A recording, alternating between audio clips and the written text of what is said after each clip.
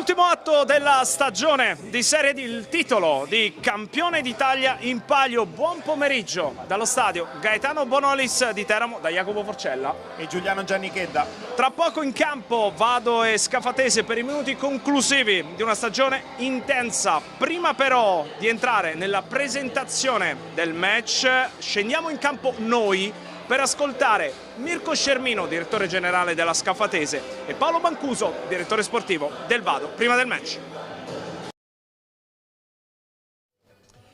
Mirko Scermino, direttore generale della Scafatese, siamo arrivati all'ultimo atto, la finale della Pool Scudetto, c'è ancora un po' di emozione. Sì, come fosse il primo giorno, sinceramente, appena ci sono entrato ci pensavo, è stato un percorso lungo, quasi 10 mesi di lavoro, finalmente arriviamo qui all'ultimo atto e speriamo possa regalare l'ultima gioia alla nostra società. È stato un percorso lungo, ha detto, però lastricato di tantissime gioie. La Scafatese di fatto il girone G l'ha praticamente dominato. Sì, abbiamo fatto un percorso veramente fuori dal comune, grazie al lavoro di tutti gli ambienti di questa società che ha lavorato in maniera perfetta dal primo giorno e i risultati poi si sono veramente specchiati sul campo, facendo veramente bene. Anche dopo che abbiamo vinto abbiamo continuato su quell'onda, su quell'entusiasmo che ci ha accompagnato dal primo giorno di ritiro. Cosa significa per Scafati e per la Scafatese ritrovare il campionato professionistico l'anno prossimo? Significa entrare di nuovo nel professionismo dove la società, la città mancava da tantissimi anni. Oggi portare qui quasi 1000 persone per noi è quasi più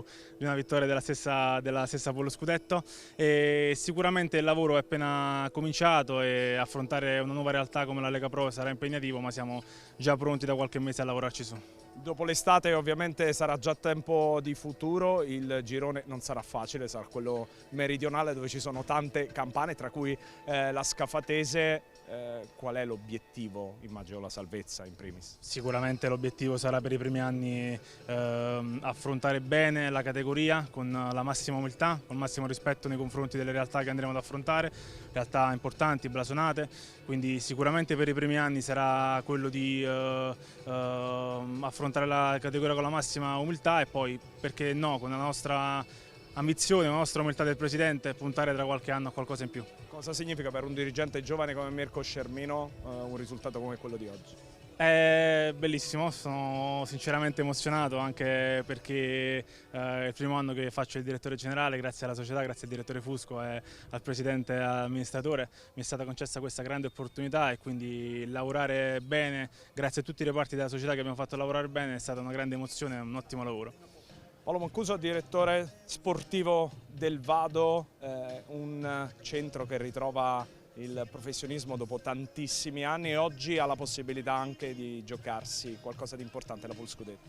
Beh sì, essere arrivati qua è un po' un sogno, ma un po' quello che ho ripetuto parecchie volte ai miei ragazzi, che poter provare a giocarsi una finale della Pool Scudetto forse è ancora più bello di una vittoria del campionato, perché l'avevo vissuta già a Sesti Levante dove l'avevamo vinta contro Sorrento e ci aveva dato quel qualcosa in più, quel ricordo in più dove poi ci ha fatto fare quel passo importante verso situazioni positive. Oggi devo fare complimenti ai miei ragazzi perché hanno fatto un campionato straordinario. Se siamo qua è grazie a loro, ma soprattutto a due persone che comunque da semplice dipendente vorrei ringraziare, che sono Tarabotto presidente e Tarabotto figlio. Sono due persone che mettono l'anima, mettono tutto per far sì che tutti noi stiamo bene, quindi la vittoria sicuramente del campionato è merito loro, ed essere qua è merito soprattutto di tutti, perché comunque ci hanno fatto lavorare in una maniera sempre serena e tranquilla e ci hanno dato tutto il possibile per far sì che le cose vengano fatte nel miglior modo possibile. Prima l'ha citato, l'esperienza a Sestri Levante per lei personalmente diciamo che è la seconda grande gioia nel giro di pochi anni. Analogie e differenze con quell'esperienza? Sì, allora la squadra del Sestri è una squadra dove c'erano dei giocatori quasi tutti, tra virgolette, passatemi il termine, sconosciuti, dove poi hanno fatto quel campionato dove nessuno poteva pensare, e poi vincere addirittura la Polo Scudetto è stata l'apoteosi. Il Vado è una squadra dove tutti i giocatori sono stati presi come non erano scommesse, erano giocatori che comunque si sono fatti conoscere già negli anni, sono giocatori che vanno vanno messi in un sistema già rodato, perché comunque sono calciatori che sono importanti, ma li devi far sentire sempre importanti. Quindi forse questa qua è stata la nostra difficoltà, ma difficoltà fino a un certo punto, perché comunque i ragazzi sono venuti con la testa giusta e questo percorso non sarebbe fatto se i ragazzi non fossero stati così. Il presidente Tarabotto qualche settimana fa aveva lanciato un piccolo allarme sul futuro, allarme, possiamo dirlo, rientrato, e anche perché c'è la quasi ufficialità, le chiedo, del fatto che il Vado giocherà a Novara il prossimo anno. Allora, vi do un attimo una novità. Noi abbiamo sul tavolo Novara e Sestri Levante. Abbiamo fatto comunque una bellissima chiacchierata con il nuovo presidente del Sestri Levante, dove abbiamo trovato praticamente quasi un accordo, quindi oggi l'idea diciamo quasi fatta per Sestri Levante. Dico quasi perché nel calcio, finché non avvengono le firme, non è mai niente di certo. Però ringrazio il nuovo proprietario del Sestri Levante che comunque ci ha accolto e ci è stato ad ascoltare e ha abbassato un po' la parte economica per far sì che noi potessimo giocare in Liguria e nel campo dove forse veramente volevamo giocare. L'ultima, primo obiettivo della prossima stagione, mantenere la categoria. Non sarà facile. Allora, non sarà facile, però bisogna sempre pensare positivo. Insomma, è una sfida per il giocatore che arriverà, per il giocatore che vorrà rimanere qua a Vado, perché comunque ovviamente il giocatore che vorrà rimanere a Vado oggi dovrà venire incontro al Vado e sarà anche una sfida anche per me stesso, perché comunque fare la C era anche un po' il sogno era un po' il mio sogno, dopo aver vissuto Sestri, che averla vinta e poi non aver fatto la C, un po' questo mi ha pesato nel mio percorso, perché comunque ho fatto un anno abbastanza difficile e oggi la vivo in una maniera veramente serena, senza pensieri negativi. So che sarà difficilissima, ma come dico sempre, noi dobbiamo cercare di ragionare di vincere tutte le partite, punto. Quello che sarà sarà.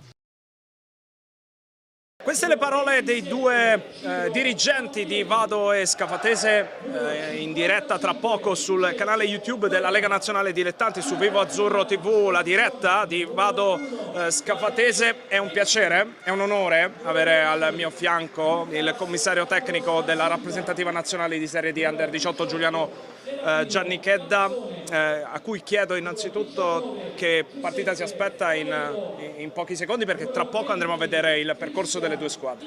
Ciao Jacopo, sì, grazie. Due squadre che hanno dalla loro il fatto di giocare a calcio e di provare sempre a far loro il dominio della partita, per cui mi aspetto una bella partita. È sempre una finale che decreta la vincitrice dello scudetto della Lega Nazionale Dilettanti, però sicuramente cercheranno di giocarsi una bella partita.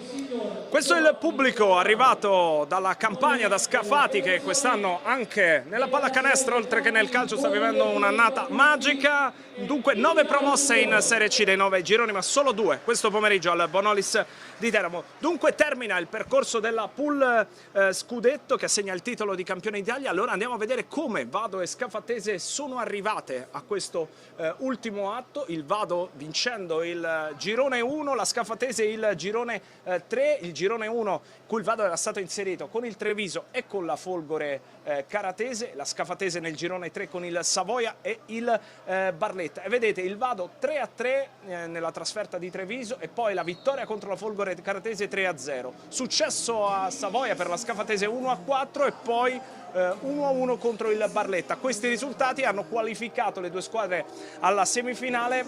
Il Vado è uscito sconfitto dal Cosimo Puttilli di Barletta 2-1, ma ha rimediato nella partita interna vincendo 2-0 in semifinale. La Scafatese ha pareggiato a Desenzano e però poi un gol di Sus ha risolto la sfida interna proprio contro il Desenzano. Andiamo a vedere le formazioni scelte dai due tecnici, Giovanni Ferraro da una parte, Marco Sesia dall'altra. Questo è il vado di Marco Sesia, 4-3-3, Bellocci tra i pali, linea difensiva a 4 con Rosa a destra, Lazzarini e Bondioli, coppia centrale, Lupinacci sulla corsia di sinistra, a centrocampo a dettare i tempi Pisanu, i due interni saranno Abonkele sul centrodestra e De Rinaldis sul centro sinistra, e poi il tridente offensivo composto da Vita, Raffini e Arras. Questa invece è la Scafatese con Leonardo tra i pali, Guerra, Baldan, Sus e Di Santo in difesa a quadro, a dettare i tempi di gioco Sicurella e il capitano Esposito a centrocampo. Palmieri è convinto ai lati di Emilio Volpicelli perché l'assenza pesante è quella di Maggio.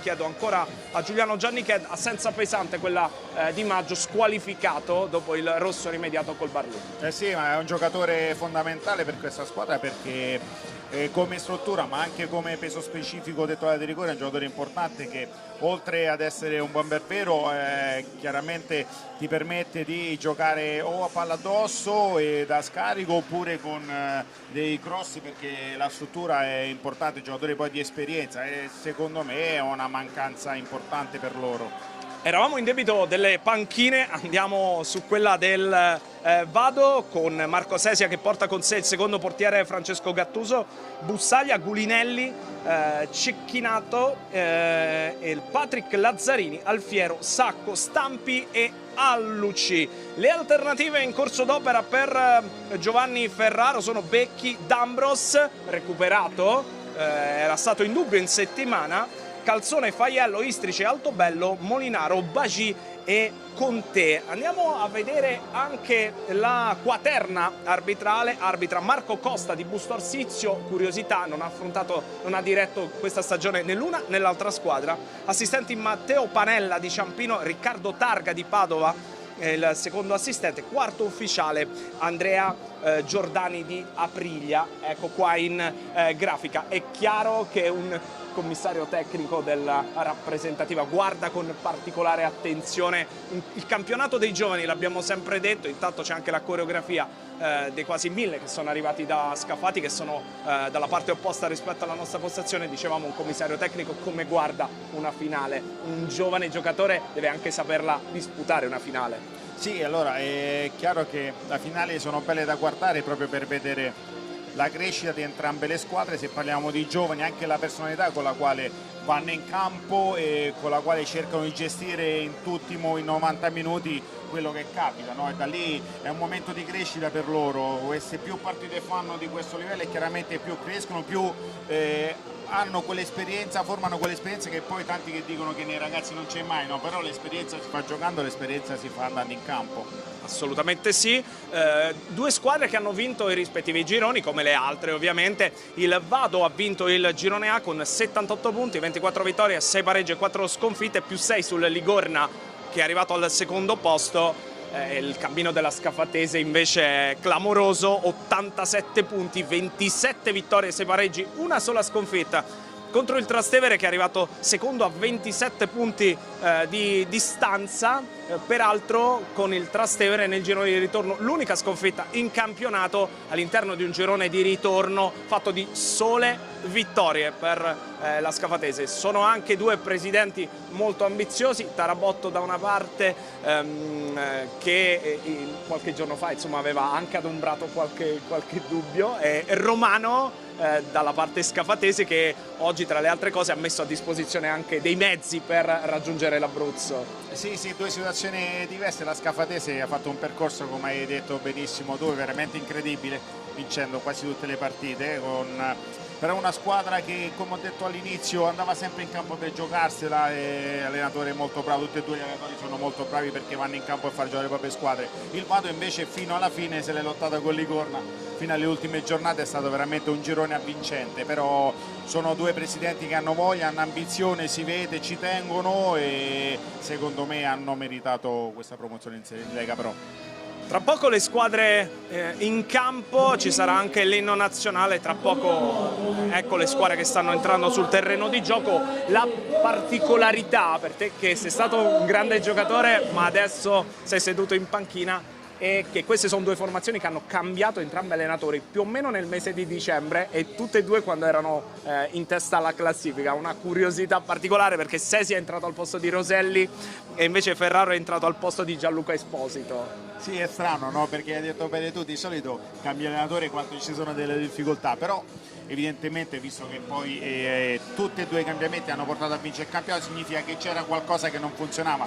La bravura dei dirigenti tante volte, anche nei momenti buoni tra virgolette, perché erano tra le prime della classifica, hanno voluto cambiare, significa che la dirigenza, il presidente aveva capito che c'era qualcosa che non andava e poi hanno avuto ragione.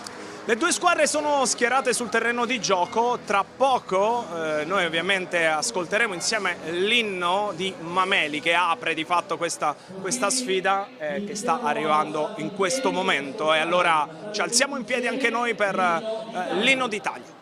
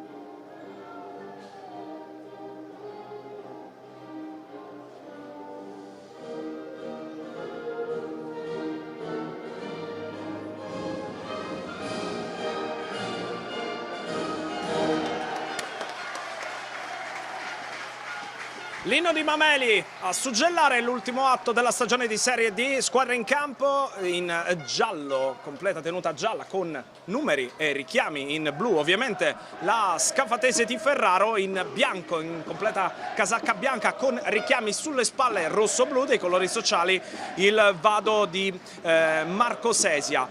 Tra le altre cose, la Scafatese ritrova dopo 16 anni il professionismo, dopo la mancata iscrizione del 2010. Il Vado manca da molto più tempo, 78 anni. Grande soddisfazione, ma poi la crescita di questo campionato, no? Che vediamo tutte squadre veramente forti. Prima hai parlato di Paul Scudetto, tutte le partite sono state bellissime, partite dalle 9 vincitrici, significa che il campionato poi produce tante squadre forti, giocatori interessanti e giovani che secondo me tanti giovani che hanno giocato meritano di un palcoscenico superiore. A proposito di giovani, perché poi una domanda prima di entrare ovviamente in cronaca del match, ne approfitto, dov'è che poi si interrompe la filiera? Perché abbiamo, insomma, siamo in piena campagna elettorale federale, il 22 giugno ci saranno le elezioni, e dopo la partita con la Bosnia, che ha di fatto certificato ancora una volta che forse ad un certo punto la crescita dei ragazzi o si interrompe o si perde. Ma è un discorso difficile che viene molto da lontano. È chiaro che bisognerebbe parlare per tanto tempo di questo argomento, però secondo me la cosa che dobbiamo fare da italiani è capire che bisogna formare i formatori e bisogna insistere sulla formazione proprio dei ragazzi, perché bisogna partire da un po' più da prima, quindi 16, 17 anni, 18 anni, facendo capire che il calcio bisogna allenarsi di più, bisogna allenarsi bene, bisogna essere atleti e dobbiamo essere noi a farlo capire ai ragazzi, no, ai giovani, e dare poi fiducia ai giovani, perché tante volte per una partita, mezza partita sbagliata di un ragazzo non è pronto, no? A 15, 17, 18 anni, a 18 anni per quanto riguarda le nazionali, tante volte dice il ragazzo non è pronto, ma chi è pronto a 18 anni in qualunque mestiere, no? L'esperienza, come ho detto prima, si fa in campo e bisogna avere coraggio e dare fiducia ai nostri giovani. A proposito dei giovani di Giuliano Giannichedda, faccio un piccolo passo indietro, il Viareggio recente, sconfitta ai quarti di finale contro il Rijeka che è arrivato secondo, la rappresentativa si conferma uno dei fiori all'occhiello del calcio italiano. Ma noi cerchiamo di mettere in mostra i ragazzi talentuosi e, come ho detto prima, ce ne sono tanti, noi ne vediamo più di 100 solo nelle nostre selezioni, perché poi chiaramente sono anche dei prestiti che come rappresentative noi non chiamiamo, però li conosciamo tutti, per cui il campionato è pieno di giovani e chiaramente andare al Viareggio e confrontarsi con le squadre di grande blasone per noi è motivo di orgoglio e anche motivo per far vedere che i giovani possono giocarsela con le squadre professionisti, è così come avviene tutti gli anni, per cui Viareggio è un torneo importante che per quanto ci riguarda fa mettere in mostra tanti giovani calciatori. È quasi tutto pronto per l'avvio delle ostilità. Marco Costa di Busto Arsizio controlla che sia tutto ok con i due assistenti Panella di Ciampino e Targa di Padova. Sarà la Scafatese a dare il primo giro al pallone che arriva in questo momento. Si parte dunque con Alberto Acquadro che dà l'indietro per Sus ed è proprio Acquadro a giocare di fatto il primo pallone della partita nel cerchio di centrocampo. Il pallone di ritorno per Baldan, larga sulla sinistra, dove però non può arrivare con la maglia numero 16 Convitto, e allora chiude bene il Vado che prova a ripartire, ma c'è l'immediata chiusura sempre della Scafatese con Sus, messo a terra Convitto, protesta, non c'è fallo secondo l'arbitro e dunque si riprenderà con la rimessa laterale in favore della formazione ligure. Prima abbiamo ascoltato, prima della partita, il direttore sportivo Mancuso che prima del miracolo Vado ne aveva compiuto già un altro con il Sestri Levante, che adesso che poi è retrocesso, però aveva portato anche il Sestri Levante in serie C. Ci sono due palloni adesso, forse c'è bisogno di un cambio, arriva in questo momento il numero 97 Rosa del Vado, uno dei giocatori più interessanti della formazione ligure, può andare alla rimessa con le mani a cercare ma non trovare Raffini, anticipato di testa da un difensore Sus del Scafatese, e dunque guadagna qualche metro il Vado, sempre da rimessa laterale, sempre con Rosa che stavolta va per vie centrali, poi con il sinistro dopo il pallone di ritorno di De Rinaldis. La chiusura adesso di Mirko Lazzarini, viene messo a terra nel cerchio di centrocampo Sicurella da Raffini, cioè calcio di punizione in favore della Scafatese, anzi si trattava di Guerra che era andato a guerreggiare, perdonate il gioco di parole, con l'attaccante numero 9 del Vado. Calcio di punizione di Alberto Acquadro che in Abruzzo ha avuto più di un'esperienza, uno che invece questo campo lo ha calcato, stagione 2015-2016, e in panchina è di fatto il capitano della Scafatese ed è Enrico Altobello che però siede in panchina. Attenzione alla Scafatese perché c'è il pallone dentro, Lazzarini concede il primo corner dell'incontro, l'iniziativa da destra è di Palmieri, è stata di Palmieri. Volpicelli che oggi interpreta un ruolo particolare da prima punta, lui che prima punta non è. Sì, caratteristiche un po' diverse, a lui piace un po' svariare, soprattutto dalla parte destra per rientrare sul suo piede sinistro, che è un piede sinistro magico perché calcia molto bene, e chiaramente oggi con l'assenza di Maggio deve giocare lì come prima punta. A proposito di piede sinistro, prima ha cercato quasi il gol olimpico, ma è già ripartito il Vado con De Rinaldis, il servizio dalla parte opposta dove è arrivato Rosa, il pallone per Abonkelé, rimedia in qualche modo la retroguardia giallo-blu della Scafatese che recupera ma poi sbaglia in maniera anche un po' approssimativa un Palmieri, e il Vado torna in possesso di palla con Abonkelé. Servizio per Lazzarini, Percussione centrale di Lazzarini, intercettata da Quadro, poi vince ma con un fallo, dice l'arbitro, vince un contrasto Sicurella. Lo rivediamo, forse allarga un po' il braccio sul numero 17 del Vado. Si trattava proprio di Lazzarini che era andato proprio in proiezione offensiva e poi è stato messo a terra da Sicurella. Calcio di punizione, se ne sono andati 4 minuti sul cronometro che vedete in alto a sinistra dei vostri teleschermi. Ricordo la diretta integrale di Vado Scafatese sul canale YouTube della Lega Nazionale Dilettanti e su Vivo Azzurro TV.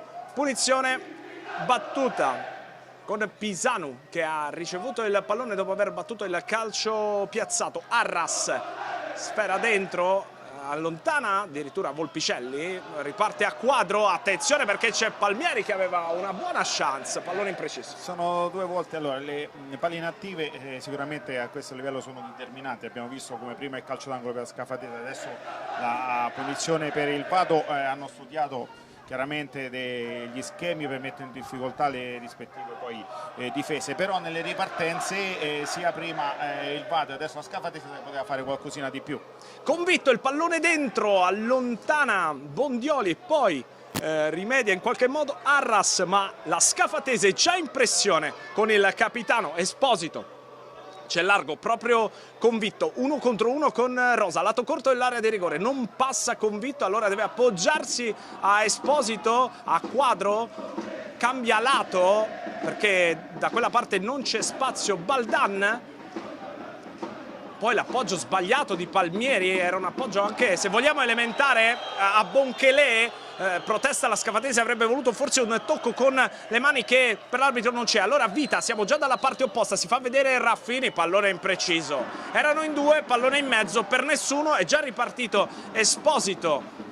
Ancora per Convitto, molto cercato il lato sinistro della Scafatese, si sovrappone da questa parte Di Santo, non viene servito, preferisce ripartire a ritmi un po' più compassati la Scafatese e cercare di tessere la tela di passaggi che deve premiare Volpicelli, che ha un lavoro, diceva prima giustamente Giuliano Giannichedda, un lavoro particolare da punto di riferimento centrale ma anche, se vogliamo, da fantasista d'attacco. Esposito prova a liberare il destro, pallone alto sopra la Scafatese ha un palleggio, sembra lento, però quando riesce poi a trovare quelle filtranti che a liberare il proprio uomo nella zona di rifinitura diventa pericolosa. Blocco basso per quanto riguarda il Vado, però nelle ripartenze può essere pericoloso. E infatti poco fa proprio sulla disposizione difensiva Bonchelé parlava con Arras, intanto colpo di testa da parte di Baldan, De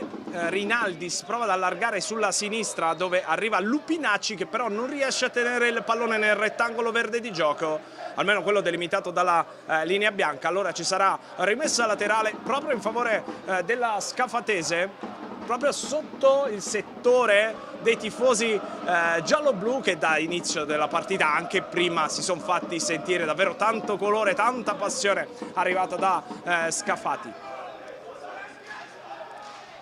A Quadro il pallone geometrico per Comotto, si rinnova il duello con Rosa, stavolta passa Convitto, pardon, la sfera è per Esposito, la mette giù Rinaldi. Rinaldi prova a liberare il sinistro, la risposta da parte di Bellocci. Ottima la percussione, prima a destra, poi a sinistra con Rinaldi che sembrava voler andare sul destro. Attenzione, pallone per Volpicelli dentro, ancora Bellocci. Ottima la risposta dell'estremo difensore del Vado. Sì, bella azione però corale della Scafatese, tutti hanno mosso palla benissimo da sinistra verso la destra, però come abbiamo visto poi il Vado cerca di ripartire subito perché, come abbiamo detto, la Scafatese porta tanti uomini nella metà campo avversaria. E dunque prima parata vera del match di Bellocci sul tiro di Rinaldi, una respinta sul mancino dall'interno dell'area di rigore. fino a questo momento, diciamo, in avanti netta prevalenza della formazione giallo-blu, che sia con convitto, ancora una volta cercato, ma anticipato da Rosa nella circostanza, sia a destra, probabilmente a sinistra costruisce di più la Scafattese, ma poi cerca il lato opposto, il lato debole si direbbe nel basket, sì, per andare a concludere. Tira di qua per andare dall'altra parte, però il fatto di difendersi un blocco basso, secondo me il Vado è una strategia, perché sa poi della qualità tecnica della Scafatese, allora cercano di difendersi compatti nella propria metà campo. Come in questo caso, quando Bondioli è riuscito ad arrivare sulla sfera e a liberare l'area di rigore, si fa vedere Arras, sale di testa Sus, ma in seconda battuta c'è ancora il Vado con Abonkelé. Arras prova ad andare sul piede destro, il pallone dentro, arriva a liberare a quadro, ma ancora Vado con Rosa, si fa vedere Pisanu, eccolo servito, testa alta e poi si riparte da dietro dove c'è il capitano Bondioli, ancora Pisanu, De Rinaldi si avvicina poi, vede che non c'è la possibilità di un passaggio e allora si allontana. Adesso ancora Pisanu che ha arretrato il proprio baricentro per permettere anche questa iniziativa da parte di Lazzarini. Pallone per Raffini, Arras può andare al traversone sul secondo palo, scavalcato Lupinacci, De Rinaldis, Bondioli, Pisanu gioca da ultimo uomo praticamente, prova a liberare il destro, pallone centrale, nessun problema, possiamo dirlo, per Leonardo. Però è chiaro che quando non trovi spazio anche il tiro dal limite può essere un'ottima soluzione, e anche per cercare di scardinare un po' le difese, perché anche la Scafatese quando riesce nella transizione negativa a portare tutti gli uomini dalla linea della palla è chiaro che si difende molto bene. Dunque botta e risposta con il tiro di Rinaldi prima, adesso Pisanu per il Vado, decisamente più pericolosa la prima opportunità per la Scafatese, che adesso è in possesso di palla di nuovo, sempre con Rinaldi, con Palmieri, a quadro, Convitto. Posizione interessante per Convitto, c'è Rosa a chiuderlo, arriva Di Santo, il pallone dentro, attenzione perché passa il pallone per Palmieri, si immola Lupinacci che salva e poi c'è un fallo perché sulla respinta, eccola qua, la rivediamo al rallentatore, Forse proprio fallo di l'attaccante mano, della Scafatese ha allargato il braccio. Sì, sì, nel controllare le palla, però un'altra azione pericolosa, perché come ho detto prima la Scafatese riesce a portare tanti uomini nell'area di rigore in prossimità dell'area e creano problemi. Eh sì, Pisanu adesso di nuovo a costruire il gioco, a Bonkelé l'apertura per Arras, Rosa,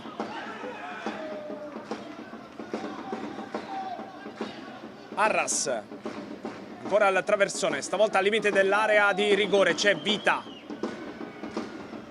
a Bonkelé, Vita peraltro protagonista della pool scudetto, oltre che in campionato ovviamente, ma è stato un fattore, l'esterno d'attacco a disposizione di Marco Sesia, a segno 3 volte in questa post season, dopo la vittoria ovviamente del campionato. Sempre Pisanu all'indietro per Lazzarini, Bondioli, a Bonkelé. Si è allargato molto, prova il servizio centrale per Raffini, che è lui a commettere fallo sul numero 55 Guerra, rimangono a terra entrambi, nessun provvedimento da parte dell'arbitro, d'altronde non c'era cattiveria, ha allargato un po' il compasso Raffini per provare a prendere posizione, lo ha fatto in maniera irregolare, allora riparte la Scafatese quando ci avviciniamo al quarto d'ora di gioco, 0-0 al Bonolis di Teramo tra Vado e Scafatese, con i Campani adesso in possesso di palla, Sus come detto in fase di presentazione, ha risolto la sfida contro il Desenzano, è stato quello che di fatto con la sua rete ha regalato la finale della Pool Scudetto alla Scafatese, che adesso è in avanti con il gol di Esposito, il sinistro, diagonale sinistro di Esposito che è scappato al diretto marcatore. Scafatese che passa in vantaggio al quarto d'ora con il proprio capitano Alessio Esposito. Gran gol perché l'inserimento è stato bellissimo, e anche l'assist, perché come abbiamo detto, no, che la Scafatese palleggia, sembra un palleggio lento, ma lo fa per cercare l'inserimento, lo spazio in avanti, e c'è stata una bellissima palla in verticale, gol di Esposito che è stato molto bravo poi con il sinistro a cercare l'angolino proprio al basso della porta. Immobile Bellocci, bisogna dire che probabilmente era a Bonchelè giustamente a marcare Esposito, centrocampista sul centrocampista, ma in questo caso la marcatura di Abonchelè, che difensore non è, non poteva essere perfetta. Sì, ma è proprio quello, no? Portando tu come la Scafatese tanti giocatori al limite dell'area, come abbiamo detto, è chiaro che è un inserimento e può darsi che non venga seguito da uno che non è un difensore, infatti è successo proprio quello. Ha avuto anche la tentazione del fallo, ma a quel punto probabilmente oltre al calcio di rigore ci sarebbe stata anche la massima punizione, il provvedimento massimo dell'arbitro. Allora Abonchelè ha preferito soprassedere. Bravissimo, bisogna dirlo, Esposito con il mancino è riuscito a disegnare un diagonale magari non fortissimo, però a quel punto Bellocci veramente non poteva assolutamente nulla, è stato preso in controtempo. Sì, assolutamente, è stato bravo Esposito proprio a trovare l'angolino basso, e tra l'altro era comunque appena fuori dal limite dell'area piccola, perché era molto difficile il portiere, infatti è rimasto immobile, ma chiaramente non per colpa sua. Dunque siamo al quarto d'ora, Scafatese in vantaggio 1-0 sul Vado, gol di Alessio Esposito per la formazione allenata da Giovanni Ferraro, che dunque passa a condurre e adesso è anche in possesso di palla con l'estremo difensore Leonardo. Il servizio lungo a cercare ma non trovare un compagno di squadra. Arras, adesso ci aspettiamo ovviamente la reazione del Vado. Arras prende il pallone ma non c'era fallo e praticamente ha bloccato la sfera. Rivediamo, c'è questo contatto, poi forse c'è una minima trattenuta, ma niente di che, poi praticamente si prende il pallone e se lo porta a casa. Il direttore di gara bravo in questo caso, perché c'è questa chiaramente voglia di far giocare di più, no? Lo vediamo anche nei campionati di Serie A, Serie B, no? Che cercano di direttori di gara di lasciare andare, e ci deve essere proprio un fallo per fischiare, altrimenti il gioco del calcio è bello perché deve essere continuativo. Assolutamente sì.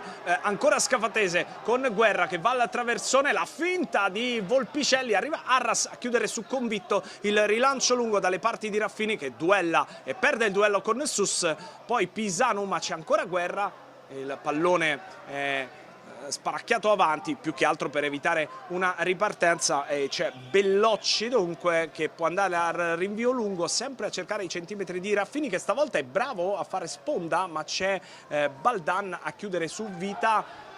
Poi un'apertura un po' problematica per Di Santo, che comunque si disimpegna bene. Ancora Vado in possesso di palla con Arras. Pisanu, Esposito va a ringhiare proprio su Pisanu, quasi gli ruba il pallone. De Rinaldis prende il tempo a Sicurella che lo mette giù, stavolta c'è fallo, battuto troppo velocemente, dice l'arbitro, lo ricordiamo è Costa di Busto Arsizio. Ci sarà calcio piazzato per la formazione ligure del Vado, con Marco Sesia che così come Ferraro è in piedi praticamente da inizio partita di fronte alle rispettive panchine. Pisano andrà sul punto di battuta, posizione centrale, di fatto un solo giocatore in barriera, si tratta di convitto, non c'è il pericolo probabilmente di un tiro in porta, infatti va dentro da Abonchelè, a quadro alza la traiettoria, arriva Palmieri ad alzarla ulteriormente, la Scafatese non riesce ad uscire da quel settore di campo, ma c'è un giocatore proprio della Scafatese a terra, un disimpegno molto elaborato. Sì, vabbè, una palla con tanti uomini dentro l'area di rigore, le palle inattive come abbiamo detto possono essere determinanti. La prima punizione il Vado l'ha giocata vicino, adesso ha preferito un una palla dentro l'area perché aveva tutti gli uomini a saltare.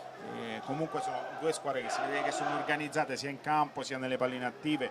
Infatti quando vinci significa che hai meritato di vincere in tutto per tutto, dall'organizzazione a tutti gli allenamenti che fai, ai dettagli che cerchi di curare per vincere le partite. Decisamente sì, il giocatore della Scafatese è rimasto a terra, vediamo di chi si tratta, sembra avere un problema al piede destro, alla gamba destra.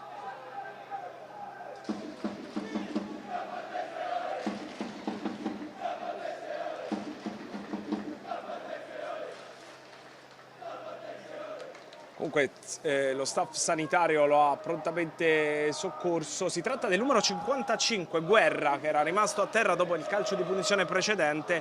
Però la buona notizia per i tifosi gialloblu è che Guerra sembra essere in grado di tornare sul terreno di gioco. Adesso corre il rinvio, nel frattempo Di Leonardo è decisamente fuori misura.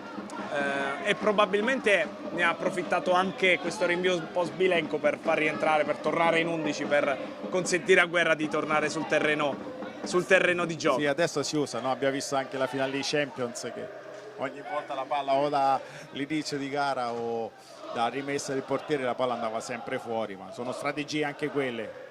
La famosa touche che si utilizza nel rugby. Intanto Lazzarini mette giù un pallone complesso, poi è bravo a gestirlo per Pisano, che va a prendersi il pallone sempre molto a ridosso dalla linea difensiva A4 disegnata da Sesia. Si allarga Arras, il pallone è sempre per Raffini, tallonato da Sus dovunque si muova il giocatore del Vado con la maglia numero 9, c'è Joachim Sus.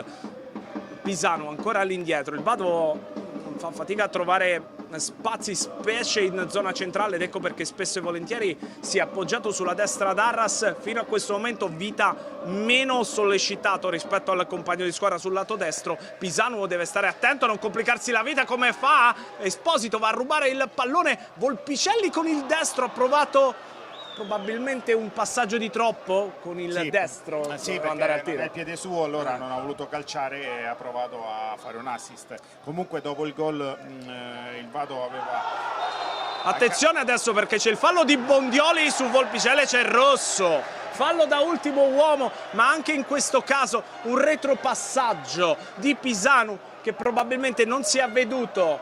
Eccolo qua, lo rivediamo, retropassaggio, capisce tutto. L'attaccante, anzi si tratta di Palmieri, capisce tutto e Bondioli lo mette a terra, cartellino rosso che ci sta perché l'attaccante della Scafatese praticamente non aveva nessuno, era ultimo uomo Bondioli. Andava verso la porta, è chiaro che c'è l'espulsione, è una disattenzione che non ci voleva, proprio perché stavamo dicendo che Sesi aveva cambiato, aveva messo Vita più vicino a Raffini, una sorta di 3-5-2, però adesso con l'espulsione qualcosa dovrà cambiare.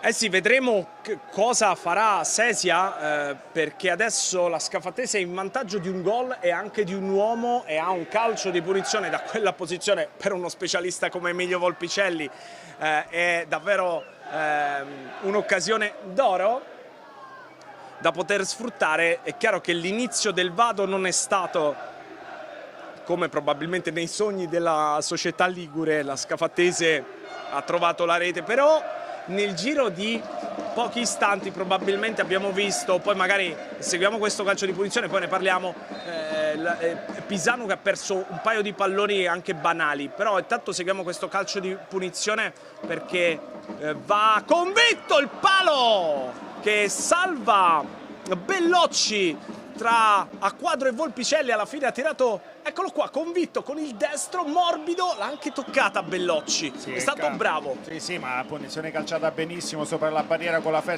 forza giusta, la spinta giusta, e Bellocci è stato bravissimo ad allungarla. Con i polpastrelli. Bravo e fortunato, però sì. Grande parata. A rimediare ad un calcio di punizione che sembrava destinato in fondo al sacco. Intanto dovremmo esserci per la sostituzione. È chiaro che adesso intanto c'è il cooling break e poi vedremo se Sesia cambierà qualcosa dopo l'espulsione di Bondioli. Dicevamo cartellino rosso che è arrivato per una palla persa in una zona pericolosa del campo. Pisanu in pochi istanti prima l'ha persa su Esposito, poi ha fatto un retropassaggio all'indietro, se vogliamo anche un po' troppo leggero. Da un giocatore insomma del suo spessore non ce l'aspettavamo, probabilmente anche il fatto di andarsi a prendere la sfera così basso lo ha un po' messo in difficoltà, non so. Sì, ma lui chiaramente per il ruolo che ha è anche abituato, no, ad andare a prendere la palla dai difensori, però la cosa strana è vero che è una disattenzione, un giocatore che gioca talmente tanti palloni che la disattenzione ci può stare, non ci doveva stare in quella zona di campo. Tra l'altro non è un passaggio né al difensore né al portiere, era un passaggio a metà e chiaramente poi è stato lì bravo Volpicelli a non distrarsi, a capire che c'era la possibilità di intervenire e poi c'è stato il fallo e l'espulsione giusta. Approfittiamo della pausa del cooling break perché lo ricordiamo, oggi comunque è 6 giugno, queste due squadre vengono da una stagione lunghissima, estenuante, seppur ricca di soddisfazioni, di gioia, di festa, però è chiaro che probabilmente c'è anche voglia un po' di staccare la spina adesso, perché sono stati tanti mesi in cui sono state costrette ad essere sempre sul pezzo. Sono squadre costruite per vincere, i giocatori sono chiaramente abituati a queste pressioni, abituati a vincere, poi vincere è sempre difficile. Dopo questa partita è chiaro che veramente avranno voglia di festeggiare per chi vince chiaramente e poi andare tutti in ferie meritate, visto che comunque la stagione è stata lunga, come hai detto tu, piena di soddisfazioni, però una stagione che porta un po', no, a livello psicofisico della stanchezza e adesso c'è bisogno di recuperare. E intanto eccolo qui il cambio, entra Gulinelli, esce Raffini, è chiaro che perde più di qualcosa a livello di peso offensivo il Vado, che a questo punto dovrà affidarsi agli esterni d'attacco soprattutto. Sì, perde un giocatore di struttura, lascia due giocatori veloci in avanti e chiaramente prova a gestire la partita in un altro modo, no? Cercando sempre chiaramente di difendersi con blocco basso, perché 11 contro 10 devi abbassare sicuramente il tuo baricentro e poi puntare sulla velocità dei propri attaccanti. Vita fa il centravanti e Rosa, che giocava sul settore di destro, è andato sul lato opposto, su quello mancino, lo vediamo dall'altra parte del campo, con Arras che di fatto viene a dare una mano dietro e rimane il solo Vita davanti. Arras dovrà sacrificarsi, così come Rosa sul fronte opposto, adesso sì, ha cambiato lato. È quello che aveva fatto un po' prima dell'espulsione, si era messo 3-5-2, aveva messo vicino a Raffini, aveva messo Vita, adesso lascia solo Vita avanti. E intanto adesso c'è Rinaldi in area di rigore, il pallone per Volpicelli che la manca ancora una volta sul destro. Volpicelli 2 opportunità sul piede debole, nel primo caso ha sbagliato l'appoggio, in questa non l'ha proprio preso, una sorta di 5-3-1, possiamo disegnarlo così il Vado? Sì, adesso è così e chiaramente lascia solo Vita avanti e cercherà con qualche ripartenza rapida a sfruttare un contropiede, però al di là dell'errore di Volpicelli a livello tecnico, però il movimento era stato perfetto, da centravanti vero, no? Abbiamo detto prima che lui non è proprio un centravanti, però in questo caso aveva fatto un movimento perfetto. Peraltro Volpicelli, che in Abruzzo ha giocato fino a una stagione fa nelle fila del Pineto, è stato anche nella squadra biancazzurra capocannoniere della sua squadra, ovviamente in un campionato complesso come quello di Serie C, che ritroverà appunto con la Scafatese. Peraltro volevo approfittare della presenza di Giuliano Giannichedda perché in questo stadio in cui ci troviamo gioca un'altra formazione della Serie D, del Girone F, il Teramo, che quest'anno è andato vicino alla vittoria del campionato, che poi è stato appannaggio dello Stiamare. Anche la formazione di Marco Pomante è una formazione interessante. Molto interessante, poi la cosa che mi piace è che era un mix di giocatori esperti ma di giocatori giovani molto interessanti, e poi è stato forse il girone quello più avvincente, perché le squadre non erano 2 ma 3, no? Perché c'era l'Ossiamare e l'Ancona e hanno lottato fino alla fine, per cui complimenti a tutte e tre. Poi è chiaro che la difficoltà proprio dei gironi è che ne vince solo una, chiaramente poi quando le squadre forti sono tante dispiace poi il percorso fatto dal Teramo, però secondo me hanno così una squadra veramente veramente forte, ripeto, fatta da giocatori importanti ma anche tanti giovani molto molto interessanti. Marco Pumante che in tribuna al Bonolis, ovviamente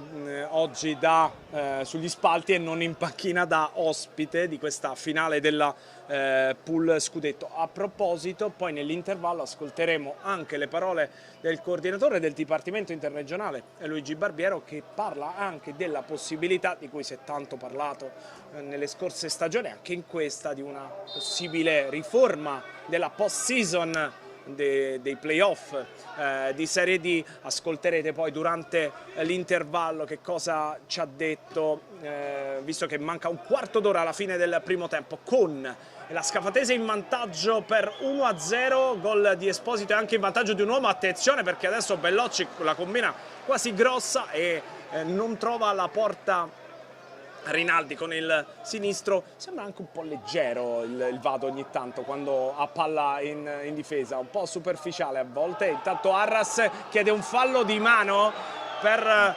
l'intervento di un giocatore della Scafatese, poi proveremo a rivederlo anche a velocità ridotta, ma sono state veementi le proteste da parte di Arras.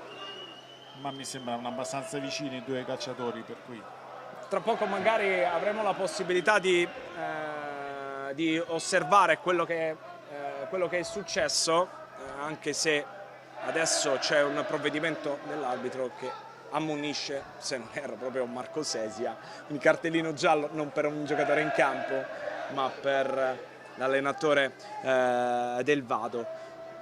Dicevamo, ascolteremo quello che ci ha detto Luigi Barbiero nel corso dell'intervallo, dunque state con noi anche tra primo e secondo tempo sul canale YouTube della LND e su Vivo Azzurro TV. Dicevamo, il Vado non sembra molto cattivo quando deve difendere, sembra un po' a volte qualche chiusura superficiale. Il gol e chiaramente l'esplosione un po' ha cambiato, no? Anche ha dato prima un'insicurezza un po' a tutto il reparto e ci può stare, però è chiaro che poi quando affronti una squadra come la Scafatese, che quando fai un piccolo errore ne approfitta, diventa dura, no? Il Vado, se vuole rimanere con la partita in piedi, deve chiaramente non fare più queste disattenzioni, perché è la seconda o terza volta che la Scafatese si avvicina al raddoppio. E adesso ci prova con il servizio di Vita per Arras, che però è molto isolato davanti, prova ad aspettare il compagno di squadra Vita, che dopo l'uscita di Bondioli, che era il capitano della squadra per espulsione, ha preso Vita la fascia da capitano. Come si affronta una partita in 10 contro 11?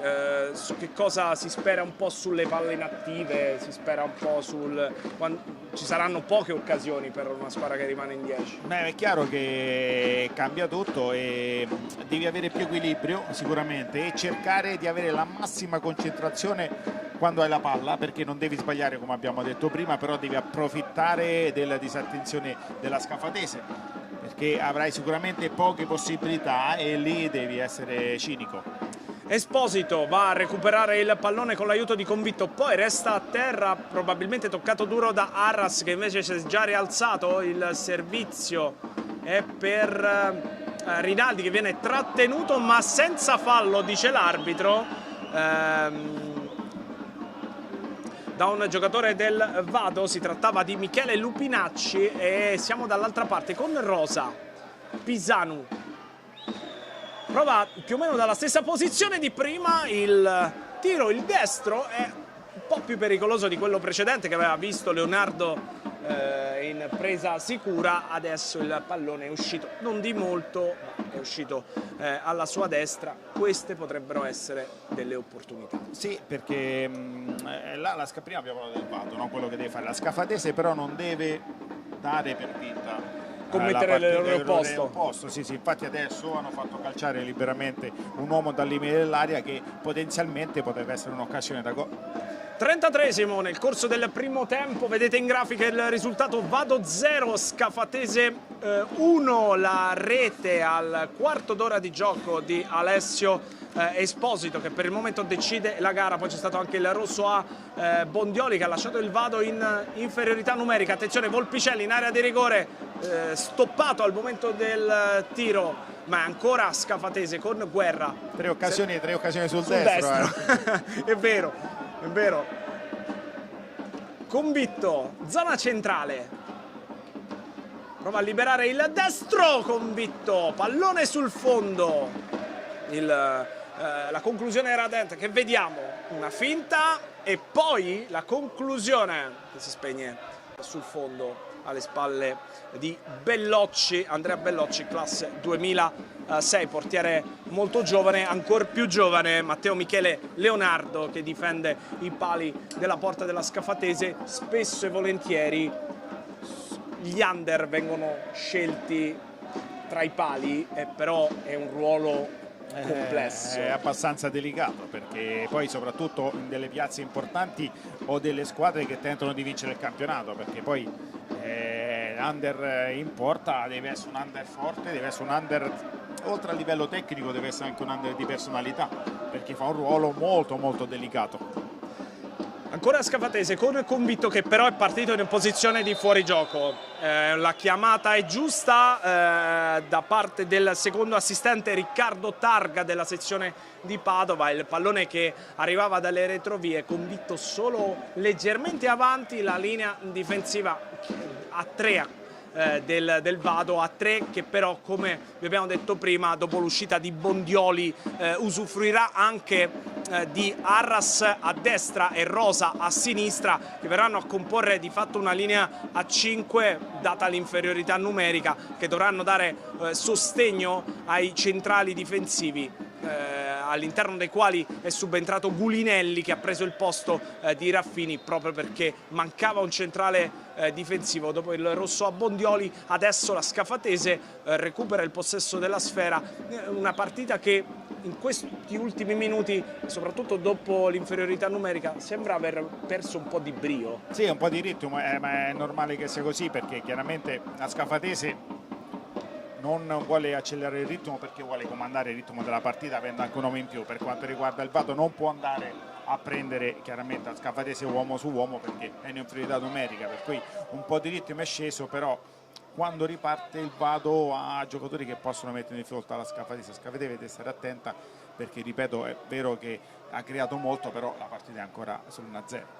Rinaldi per Sicurella, si fa vedere a quadro, servito in questo momento Convitto, che viene a giocare più centrale, lasciando a Di Santo di fatto il compito di attaccare la profondità. Volpicelli, pallone verticale, non c'è nessuno a quadro, prova il destro centrale, respinge Bellocci e poi rimedia Rosa in calcio d'angolo, il secondo calcio d'angolo per la Scafatese. Rivediamo la conclusione di a quadro. La risposta di Bellocci un po' centrale, e poi Rosa che ha anticipato proprio Palmieri, che stava per andare alla conclusione. Stagione di a quadro incredibile, è stato secondo me uno dei centrocampisti migliori sicuramente del girone, ma di tutto il campionato dell'ND. Un giocatore che ha qualità tecnica, che dà equilibrio, un giocatore veramente forte. Adesso può andare con il sinistro Volpicelli alla battuta del calcio d'angolo, la traiettoria, Bellocci bravissimo, poi a Bonchele di testa, ma la sfera rimane lì. Arriva Esposito, che ha commesso fallo su Arras. Calcio di punizione in favore del Vado. I calci d'angolo disegnati da Emilio Volpicelli sono qualcosa di incredibile, perché riesce a trovare la porta dalla bandierina, e poi a quel punto c'è bisogno che la retroguardia sia svelta ad allontanare il pallone. Sì, poi si parla tanto di tutti gli schemi fatti per i calcio d'angoli, no? L'Arsenal insegna, però quando hai un calciatore che calcia in quel modo lì, veramente, se hai dei saltatori e arriva la palla perfetta, col tempo giusto, con la traiettoria giusta, è ancora più facile. A Bonchele di testa, Sicurella verso Palmieri e Volpicelli. Attenzione perché Palmieri arriva di gran carriera, lo mette a terra il difensore del Vado. Attenzione, secondo rosso, espulso, anche se non erro, Gulinelli, che era appena entrato. Eh sì, è proprio il numero 14. Lo rivediamo? Bravissimo Palmieri a prendere il tempo, appoggia una mano sulla spalla. Gulinelli, è arrivato il secondo rosso da parte di Costa, fallo di Gulinelli su Palmieri. Vado in 9 uomini al 38esimo. Difficile vedere una finale in cui una squadra a fine primo tempo chiuderà in 9 uomini. Però altra disattenzione, no? Sì. Al di là che forse Gulinelli aveva un compagno vicino che poteva intervenire, è chiaro che dalla posizione dell'arbitro poi diventa tutto più difficile, però un'altra disattenzione perché sul lancio lungo praticamente hanno lasciato 50 metri di attaccare in velocità da parte di Palmieri. Convinto che sono due velocisti, per cui queste sono disattenzioni, come abbiamo detto prima, che costano veramente caro in una partita del genere, poi in una finale ancora di più. Sì. 12 minuti è durata la gara di Gulinelli, che non ha praticamente fatto in tempo nemmeno ad entrare nel mood della partita. Si è ritrovato Palmieri praticamente lanciato in porta, lo ha atterrato. Adesso calcio di punizione, secondo me adesso batte Volpicelli, perché è proprio per un sinistro. Seguiamo la battuta di Emilio Volpicelli che guarda il pallone, barriera folta del Vado, al limite dell'area di rigore, parte Volpicelli! 2-0 Scafatese al 39esimo, il gol del numero 7 che adesso va ad esultare sotto la tribuna dove siamo anche noi, e c'è il raddoppio che, possiamo dirlo, adesso per il Vado è molto complesso riprendere questa partita sotto di 2 gol e sotto di 2 uomini.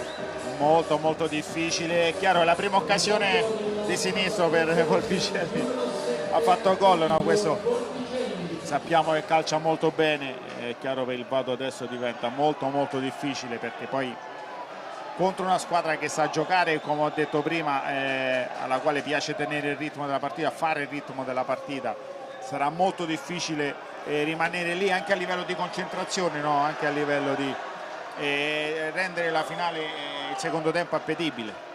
Sì, sarà durissima. Volpicelli che adesso va a chiamare l'esultanza dei tanti tifosi arrivati da Scafati. Abbiamo rivisto il gol sul calcio di punizione di Volpicelli con Bellocci che è sembrato anche un po' sorpreso dalla traiettoria, quasi come se si aspettasse il pallone sopra la barriera, e invece Volpicelli ha calciato dalla parte opposta, da quello che è il lato del portiere, che forse ha fatto un passo verso sinistra e a quel punto ha perso l'abbrivio per lanciarsi sulla destra. Sì, sicuramente si aspettava che Volpicelli calciasse sopra la barriera, no? Perché poi studiando, perché i portieri giustamente studiano anche loro punizioni, calci di rigore, calcio d'angoli, no? Per capire un po' la situazione. Studiando Volpicelli evidentemente aveva notato chiaramente che potesse calciare su quel palo, però Volpicelli è stato furbo e abile e astuto a calciare sul palo del portiere. Si sta scaldando Simone Sacco nel Vado, che in doppia inferiorità numerica e sotto di 2 gol. Al 14esimo il vantaggio della Scafatese con Esposito, al 38esimo poco fa lo avete visto il raddoppio di Emilio Volpicelli, in mezzo le 2 espulsioni di Bondioli e di Gulinelli, che era entrato proprio per sopperire il rosso di Bondioli. Adesso ovviamente Scafatese sul velluto con il Vado che deve solo difendersi, convinto. Prova il dribbling Bellocci, attenzione perché Esposito può andare alla conclusione di destro ma controlla non benissimo. Palmieri libera il sinistro, 3-0 per la Scafatese. Ciro Palmieri, e la partita, possiamo dirlo, probabilmente con un tempo di anticipo termina qui. Sì, è anche vero, 11 contro 9, però questo è un gran gol, questo è bello. Il giocatore, poi tra l'altro è un giocatore veloce, calcia bene di destro e di sinistro. Scafatese ha giocatori veramente che nell'1 contro 1 possono fare la differenza e lo stanno dimostrando. E dunque 3-0, lo rivediamo. Palmieri si sistema il pallone sul sinistro, esce in ritardo a Bonkelè, pallone sul palo lungo, nulla da fare per Bellocci e dunque 3-0 per la Scafatese che mette la partita in discesa, che più in discesa davvero non si può. Eccolo inquadrato, l'esultanza, un cuore per Ciro Palmieri rivolto verso la curva dei sostenitori giallo-blu che hanno preso il settore distinti dello stadio Gaetano Bonolis. Tra poco ci sarà la segnalazione del recupero, ma di fatto questa finale pool scudetto sta prendendo la via della Campania, la via di Scafati, che come detto in fase di presentazione è una città che quest'anno vive una doppia gioia, la formazione di calcio che ritrova a distanza di 16 anni la Serie C, la squadra di basket che ha ritrovato il massimo campionato nazionale appunto di pallacanestro dopo aver vinto la Serie A2. È dunque un'annata magica per Scafati, che adesso è in totale controllo con Baldan, in questi casi un giocatore che si trova la maglia giallo-blu addosso, cosa fa? Non infierisce. No, ma quando si gioca a calcio si gioca sempre a calcio, giochi sempre per far gol, però chiaramente puoi avere la tranquillità di far girare di più la palla, di tenerla, di approfittare di questo incredibile vantaggio non solo di gol ma anche di uomini, per cui possono gestire la partita come vogliono. Già prima l'abbiamo detto che sono abituati a farlo, perché proprio per mentalità loro cercano sempre di gestire il ritmo della partita, e con 2 uomini in più è ancora più facile, e 3 gol sopra. Sta per entrare, come detto, Simone Sacco, perché lo avevamo visto scaldarsi e se non abbiamo visto male dovrebbe uscire a Bonkelè, e vedremo poi quale sarà la disposizione. È chiaro che per un allenatore anche come Marco Sesia è difficile, per un tecnico ridisegnare una squadra in 9, perché molto spesso ti puoi trovare in inferiorità numerica, ma in doppia inferiorità numerica non è una cosa molto consueta. No, ma è difficilissimo. Tutte le idee o le mosse che provi a fare è chiaramente quello di trovare sempre più equilibrio. Però tu hai detto una cosa all'inizio, che la Scafatese secondo me è entrata in campo forse con più piglio, con più voglia rispetto al Vado, perché ha preso subito in mano le redini del gioco. Il Vado con quelle disattenzioni ha compromesso chiaramente la partita. È diventato una sorta di attacco contro difesa questa parte finale del primo tempo, che vede la Scafatese avanti 3-0. Ricordiamo la sequenza dei gol: al 14esimo la rete del vantaggio di Esposito, al 38esimo il raddoppio di Volpicelli, al 42esimo Palmieri.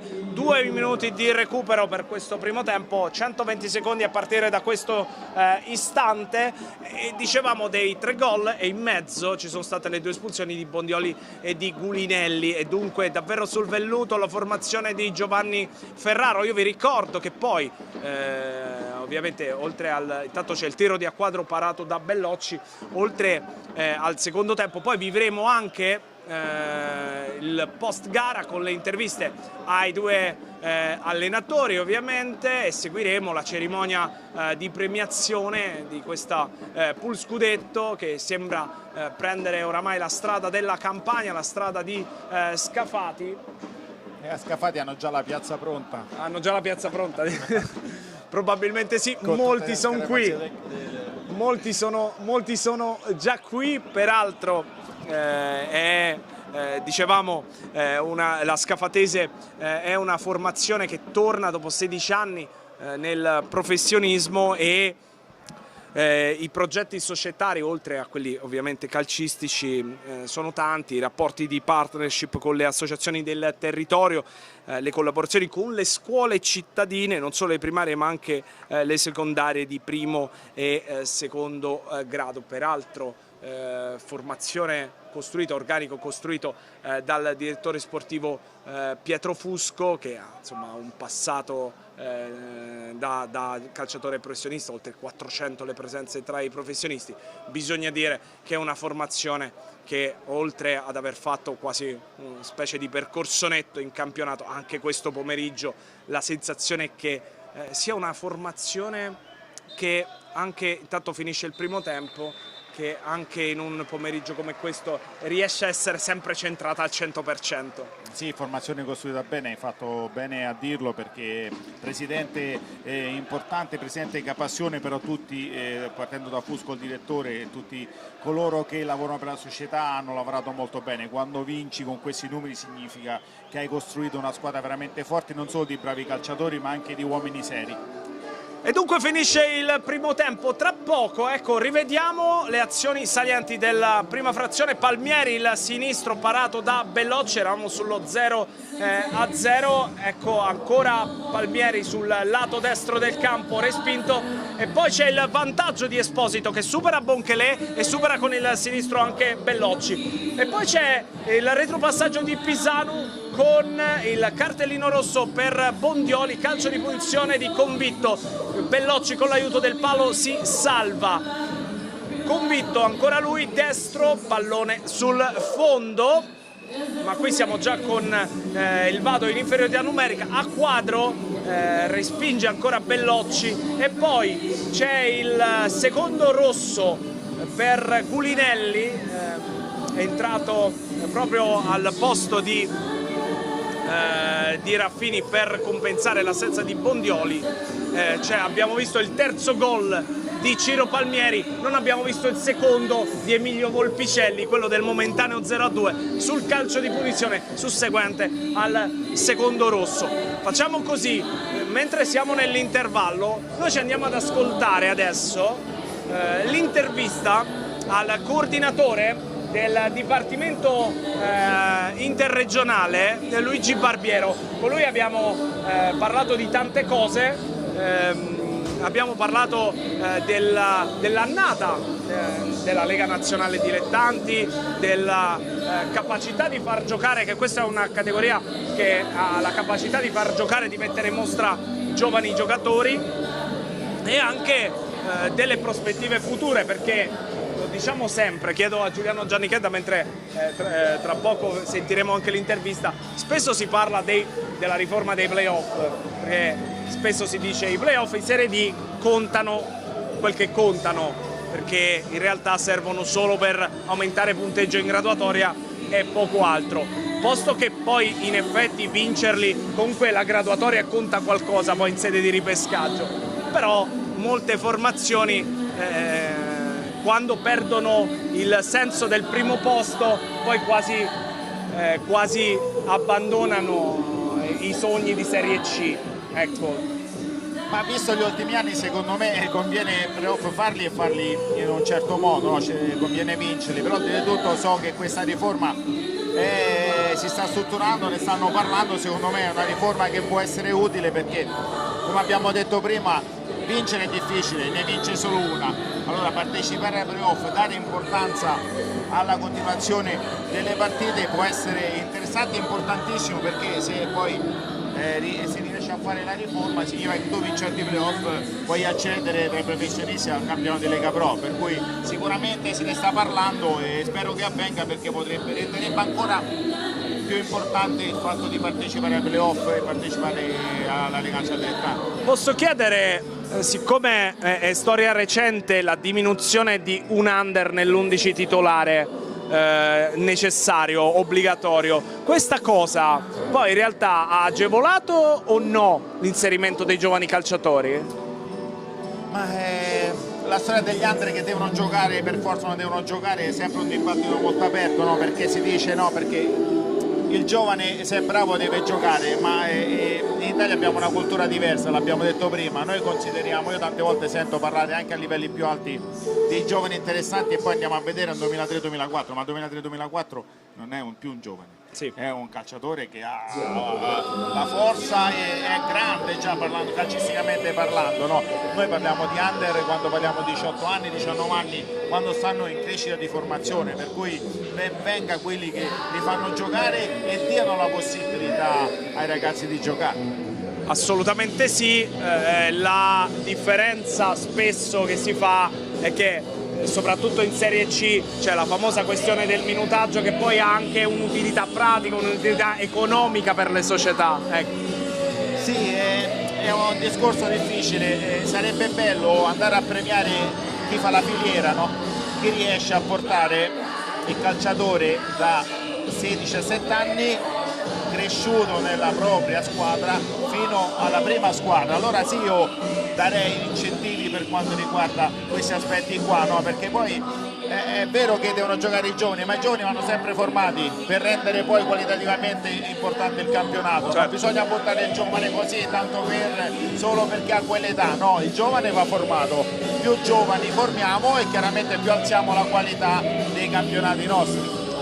Eh sì, sono purtroppo discorsi che riguardano il campionato di Serie D, anche quello che ci appresteremo a vivere perché di fatto ci siamo tra un paio di mesi, siamo di nuovo qui, oggi si chiude di fatto ufficialmente la stagione 25-26, ma di fatto ai primi di settembre inizia la 26-27, ovviamente con tantissime squadre che si daranno battaglia per trovare o ritrovare il campionato dei professionisti che vedrà queste due formazioni. Io parlavo prima con direttore generale da una parte e direttore sportivo dall'altra, prima dell'inizio della partita. Sul Vado diciamo che possiamo dire che per tradizione le Liguri sono inserite nel girone B, è stato così per la Virtus Entella, è stato così per il Sestri Levante, che comunque è un girone molto complesso perché quest'anno torna il Pescara ai noi abruzzesi, c'è il Pineto, potrebbe esserci chissà magari anche il Teramo, la Scafatese va in un girone molto difficile. Ma le Lega Pro ci sono delle piazze veramente molto importanti, no? E poi oltre alle piazze hai squadre di grande blasone che vogliono tornare su, e secondo me tutti i gironi hanno le loro complessità, però il girone della Scafatese potrebbe essere molto duro. E vedremo anche quale sarà l'ultimo atto della Serie C con la finale tra Ascoli e Brescia, gli ultimi 90 minuti anche in quel caso della stagione, vedremo quale girone perderà tra l'A e il B, perderà una pretendente perché beata lei andrà in cadetteria. Avete ascoltato prima della partita l'intervista al DS del Vado Paolo Mancuso, che ha ufficializzato di fatto che il Vado giocherà non a Novara come era uscito sugli organi di informazione in questi giorni, ma pare accordo chiuso per Sestri Levante. Però adesso andiamo ad ascoltare l'intervista al coordinatore del Dipartimento Interregionale della LND, Luigi Barbiero. Barbiero, coordinatore del Dipartimento Interregionale, siamo arrivati all'ultimo atto. Che stagione è stata questa per la Lega Nazionale Dilettanti? Ma per il Dipartimento Interregionale e la Lega Nazionale Dilettanti è stata una stagione esaltante, una stagione che ovviamente ha visto la competizione in tutti e 9 i gironi, in alcuni c'è stato un largo vantaggio soprattutto per le posizioni di testa, ma in tutti gli altri gli esiti sono stati incerti fino all'ultima giornata, sia nella lotta alla promozione che nella lotta alla retrocessione e al posizionamento nei play-out. Per cui riteniamo di essere molto soddisfatti e soprattutto riteniamo di essere soddisfatti anche dalle presenze di pubblico.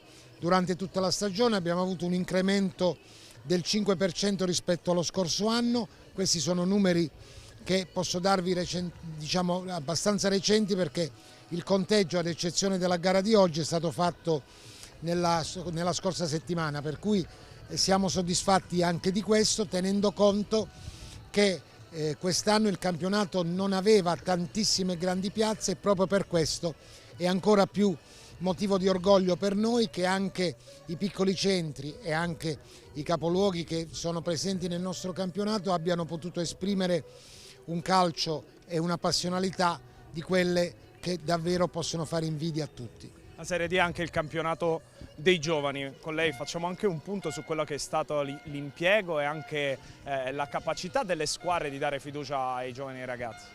Ma io devo dire che questa per noi è una mission che è stata condivisa e sostenuta da parte di tutte le società. Noi crediamo in questo, crediamo che l'utilizzo dei giovani sia un valore aggiunto per le società perché incidono direttamente sul budget, ma soprattutto un valore aggiunto per la valorizzazione, quindi per eventuali possibili introiti da parte delle società. Poi i risultati sono sotto gli occhi di tutti, i nostri ragazzi, sia quelli selezionati per la rappresentativa, sono oggetto di mercato in queste ore e qualcuno lo è stato già a gennaio, per cui per noi questo è il motivo di grande orgoglio e soprattutto anche qui posso riferirvi un dato statistico importante. Da quando è entrata in vigore la riforma del lavoro sportivo e quindi i contratti per tutti i calciatori, i ragazzi under utilizzati nelle ultime 3 stagioni sono risultati, compresi sia nelle 3 annualità di obbligo che in quella più piccola per ogni anno, sono risultati essere questi: il 94,6 tutti italiani e il 5,4% stranieri. Quindi questo credo che sia un dato che dica tutto e confermi il nostro impegno e la nostra soddisfazione, che fa il pari con quello delle società. Visto che prima l'ha citata la rappresentativa, c'è stato recentemente il torneo di Viareggio, sconfitta ai quarti di finale, però la rappresentativa della Lega Nazionale Dilettanti si conferma una realtà solida anche in questi tornei giovanili, un torneo giovanile importante come il Viareggio. Ma questo sicuramente, siamo ormai una realtà consolidata, ma io credo che sia giusto menzionare anche il valore del progetto giovani di tutte le rappresentative che compongono il roster della Lega Nazionale Dilettanti, e a questo proposito io mi permetto di fare l'in bocca al lupo alla rappresentativa Under 19 di Mister Mazza, che questa sera si disputa la finale con la Pergolettese del torneo d'Ossena, un prestigioso traguardo, e quindi formulo al mister e a tutto lo staff tecnico dirigenziale i migliori auspici per un grande successo di stasera. L'ultima, siccome spesso si parla di futuro, anche della possibilità di riformare anche l'assetto dei playoff di Serie D, è tema ormai spesso trito e ritrito, però le chiedo se si arriverà magari un giorno a una riforma della post season. Allora, innanzitutto è il caso di, diciamo, da parte mia questa è una grande occasione per chiarire un po' l'evoluzione dei fatti.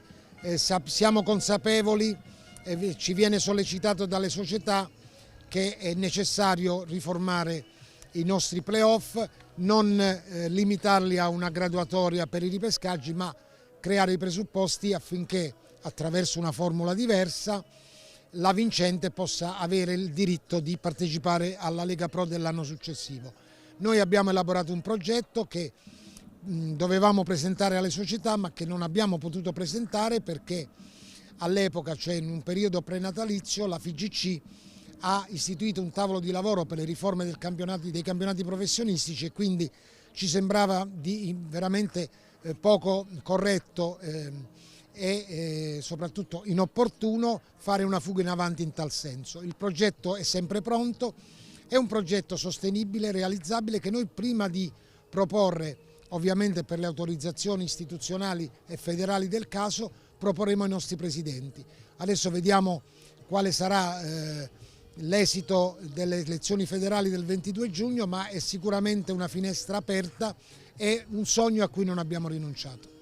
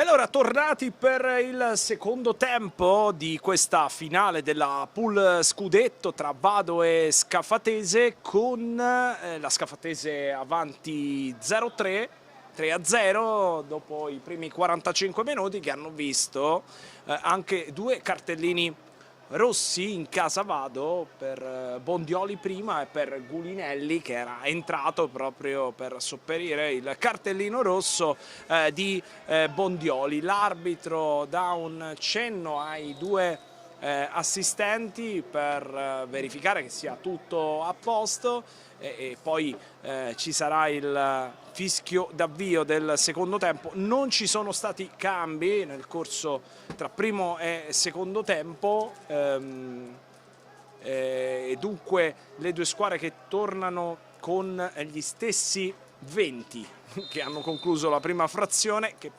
parte la ripresa in questo istante e sarà insomma una ripresa molto complessa per il Vado, con la Scafatese che giocherà sul velluto. Abbiamo visto ovviamente ospite in tribuna stampa ovviamente quello che oggi è il padrone di casa, Giancarlo Abete, presidente della Lega Nazionale Dilettanti. Siamo oramai a pochi giorni dalle elezioni federali del prossimo 22. Giancarlo Abete che rappresenta il mondo dei dilettanti, che è uno dei candidati alla presidenza della Federazione Italiana Gioco Calcio. Intanto tra poco ci sarà un cambio anche nella Scafatese, probabilmente, e chiedo a Giuliano Giannichedda, per Ferraro, che adesso ha pochi problemi intesi in senso di risultato della partita, ci sarà anche l'opportunità per far entrare qualcuno dalla panchina e dare il giusto spazio un po' a tutti. Il giusto spazio, il giusto merito, perché ricordiamoci che quando costruisci una squadra non costruisci solo gli 11, ma costruisci una rosa valida, perché proprio alzare il livello qualitativo dell'allenamento è importante, no? Perciò se è una rosa importante che si allena in un certo modo durante la settimana, poi al di là degli interpreti, gli 11 che vanno in campo, la rosa deve essere forte sotto tutti i profili, no? Perché devono aver voglia quando entrano di fare le cose fatte bene, e in questo momento, visto che la partita, come hai detto, è 3-0, 2 uomini in più, è chiaro che è giusto dare spazio anche a qualcuno della panchina che forse ha giocato poco, perché durante la stagione gli altri hanno meritato di più oppure hanno qualcosa in più. Peraltro stavamo vedendo, a proposito del discorso che facevi, di quante vittorie ha la rosa a disposizione di Ferraro, di quanta esperienza, ma anche di quanti giocatori a quadro, che ha vinto il campionato negli ultimi 3 anni con Trapani, Siracusa e appunto la Scafatese, Altobello che è in panchina ed è il capitano, ha una grande esperienza, ha giocato a Salerno, a Bari, Convitto. Intanto c'è il colpo di testa di Volpicelli che va altro sopra la traversa, Convitto che ha vinto anche lui gli ultimi 4 campionati. È una formazione, quando si costruiscono organici c'è bisogno anche di qualcuno che sappia come si fa a vincere. La stessa cosa dico per il Vado, perché anche il direttore sportivo Mancuso ci ha rivelato prima della partà, con il Sestri Levante era un organico che ha fatto una sorpresa, con giocatori che magari si conoscevano poco. Il Vado invece aveva inserito già dei giocatori che sapeva come si faceva a stare lì in alto. Sì, perché ci sono delle partite durante la stagione che vanno fatte giocare ai giocatori che già hanno provato quella tensione, quell'emozione e quella capacità poi di gestire i momenti in campo, no? Allora è chiaro che quando costruisci una squadra vai a trovare quei giocatori in quei ruoli che possono essere determinanti proprio sotto questo aspetto, al di là delle abilità tecniche. Però proprio quelle abilità morali e anche di personalità che in certi momenti della stagione ti servono, perché forse la Scafatese quest'anno ha esagerato perché ha detto quasi tutto, però ci sono momenti di difficoltà durante l'anno e quelli vanno affrontati con giocatori capaci di farlo. Per quanto riguarda poi quello che sarà il mercato che attenderà queste due formazioni, perché lo ricordiamo, sono entrambe promosse, così come le altre 7 che non disputano la finale quest'oggi, sono promosse del campionato di Serie C. Quanto ragionevolmente è giusto intervenire su un organico che ha vinto seppur un campionato di categoria inferiore come quello di Serie D nel momento in cui ci si approccia ad un campionato professionistico?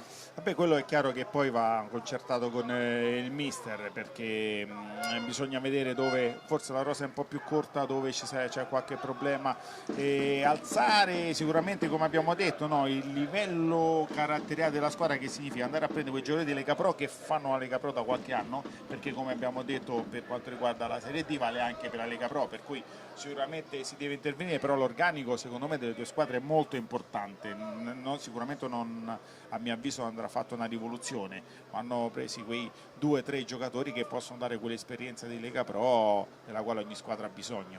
Presente in tribuna anche il presidente del Teramo, Filippo Di Antonio, Teramo che, come dicevamo nel corso del primo tempo, ha battagliato con Ostiamare e Ancona per la vittoria del girone F e che è primo nella graduatoria dei possibili ripescaggi, che sarà un tema dopo il 16 giugno, quando saranno consegnate ovviamente le domande per l'iscrizione. Intanto Sicurella in area di rigore, Sicurella, poker della Scafatese al sesto della ripresa, la rete del numero 25 Giuseppe Sicurella, una combinazione nello stretto dell'area di rigore.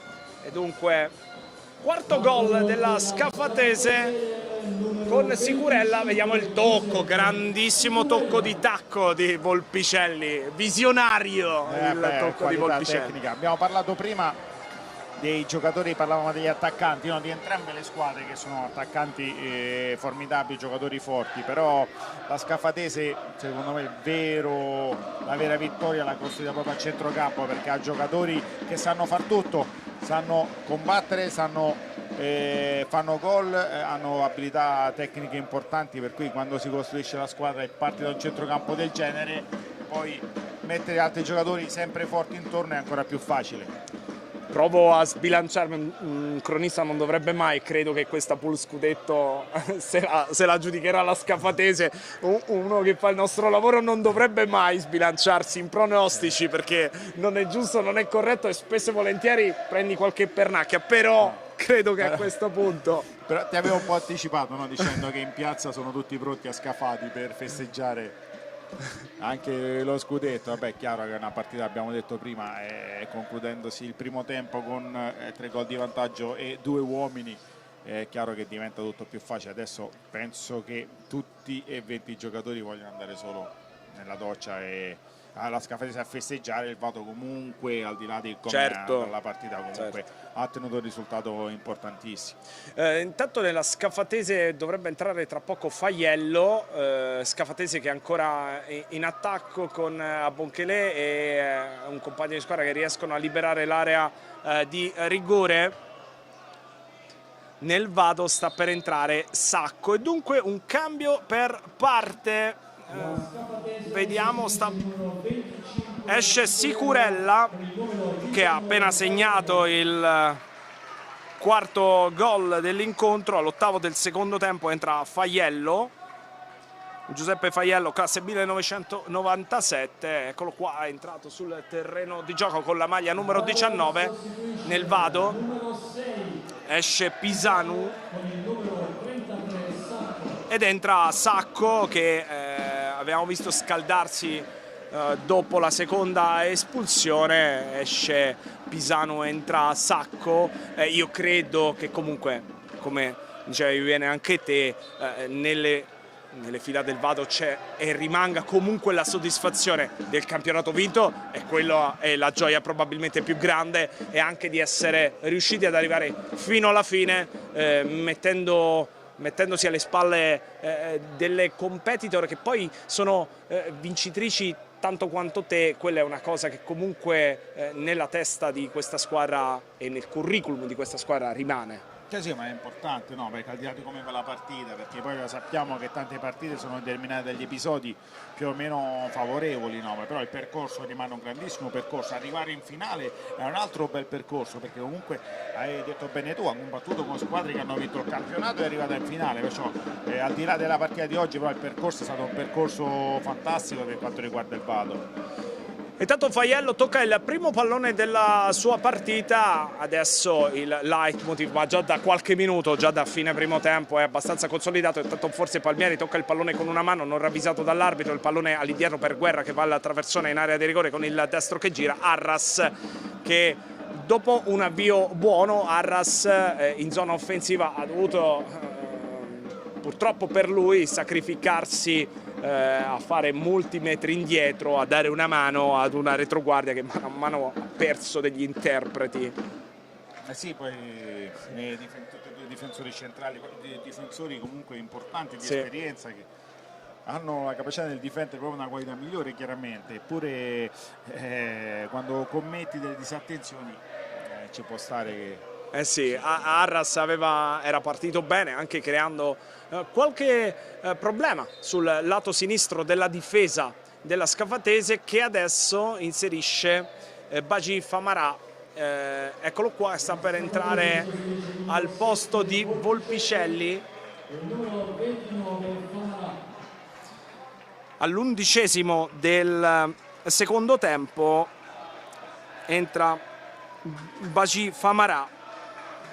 Sapevo che Volpicelli anche comunque da attaccante centrale ha fatto il suo, no? Perché ha capacità sia nel calciare ma anche con l'assist di prima, no? Comunque ha una qualità tecnica importante. Anche oggi ha timbrato il cartellino Emilio Volpicelli e poco fa ha servito a Sicurella un assist delizioso per lo 0-4. Intanto ovviamente c'è la festa con ampio anticipo dei sostenitori della Scafatese che prima dicevano vinceremo il tricolore, perché di fatto oggi si assegna il tricolore nel mondo dei dilettanti.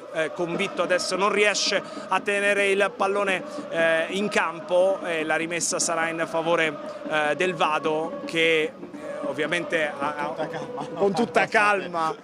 Sì, perché in questi momenti l'unico obiettivo è quello, diciamo, di far passare il tempo più velocemente possibile, anche se è complesso, e cercare di subire meno possibile e, diciamo, non lasciare la goleada, ecco. Sì, infatti è quello, no? Perché poi andare in campo sempre cercando di fare una buona partita con equilibrio, però senza evitando veramente la goleada, perché poi può rivenire una giornata che dovrebbe essere di festa, no? Al di là di vincere o perdere, però chiaro che se vinci, come abbiamo detto prima, festeggi, però arrivare fin qui significa che comunque la stagione è stata esaltante. Certamente sì, peraltro prima della partita intanto c'è posizione di fuorigioco di un giocatore della Scafatese.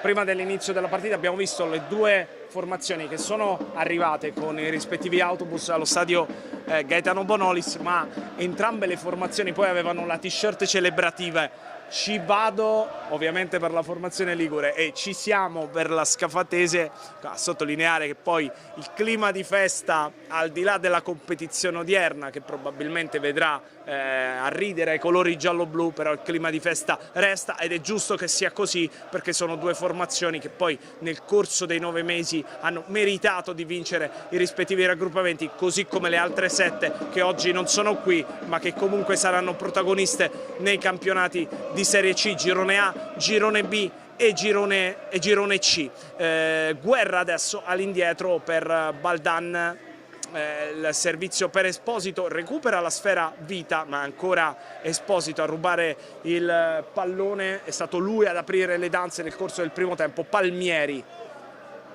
non punta l'avversario ma gira all'indietro per Faiello, che ovviamente non affonda e non c'è neanche un bisogno estremo di affondare, perché il vantaggio in campo nel punteggio e tra gli uomini è talmente evidente per la formazione di Ferraro, che adesso a quadro va con il colpo di tacco e c'è il sinistro di Palmieri, respinge Bellocci, Andrea Bellocci, estremo difensore del Vado, oggi costretto ad un lavoro super, e poi costretto anche a raccogliere 4 volte il pallone in fondo al sacco, che seppur per un portiere giovane non è mai una cosa particolarmente lieta, ma insomma ha vissuto pomeriggi migliori, ecco, sì, Bellocci in campionato. Al di là della punizione, gli altri che poteva, si aspettava forse il tiro sulla barriera, poi nelle altre occasioni sono stati grandi gol da parte dei 3 giocatori della Scafatese, per cui ecco, stare lì e vedere che arrivano da tutte le parti è anche difficile per un portiere, tra l'altro un portiere giovane che è un buon portiere. E adesso andrà al rinvio con le mani Andrea Bellocci, che ha parato tutto quello che era parabile questo pomeriggio, ma Famarà, Bacia a disturbarlo, il pallone è per Vita che prova a servire Arras. Comunque il vado di Marco Sesia, quando può, raramente, davvero raramente adesso, prova anche ad imbastire qualche azione, ma evidentemente 2 uomini in più sono troppi anche per una squadra che ha fatto molto molto bene come il Vado.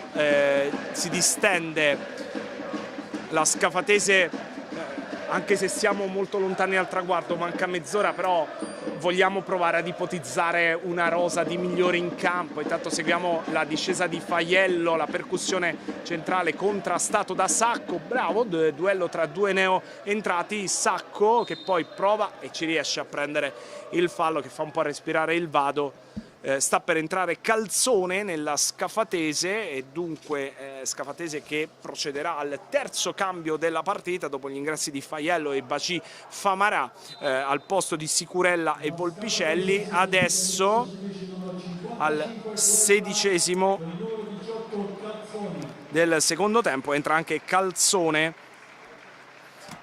nella Scafatese. Dicevo, vogliamo provare a ti do qualche minuto per provare ad ipotizzare diciamo una rosa di 3 migliori in campo. Credo che molti di questi abbiano la maglia della Scafatese, come è normale che sia, però poi magari proveremo anche a vedere a chi assegnare la palma di man of the match di questa partita, che è sullo 0-4 in favore della formazione campana, mentre il Vado prova a distendersi con il numero 20 De Rinaldis, anche lui ragazzo molto molto interessante, classe 2003, un centrocampista che è stato bravo anche in zona gol, un interno di centrocampo davvero molto interessante. Sì, perché è rapido, è tecnico e si muove molto bene, ma sempre alla ricerca degli spazi, è un giocatore interessante. Anche oggi all'inizio era uno di quelli un po' più intraprendenti. Ma Giuliano Giannichedda sui centrocampisti ha un occhio di riguardo ancora adesso oppure no?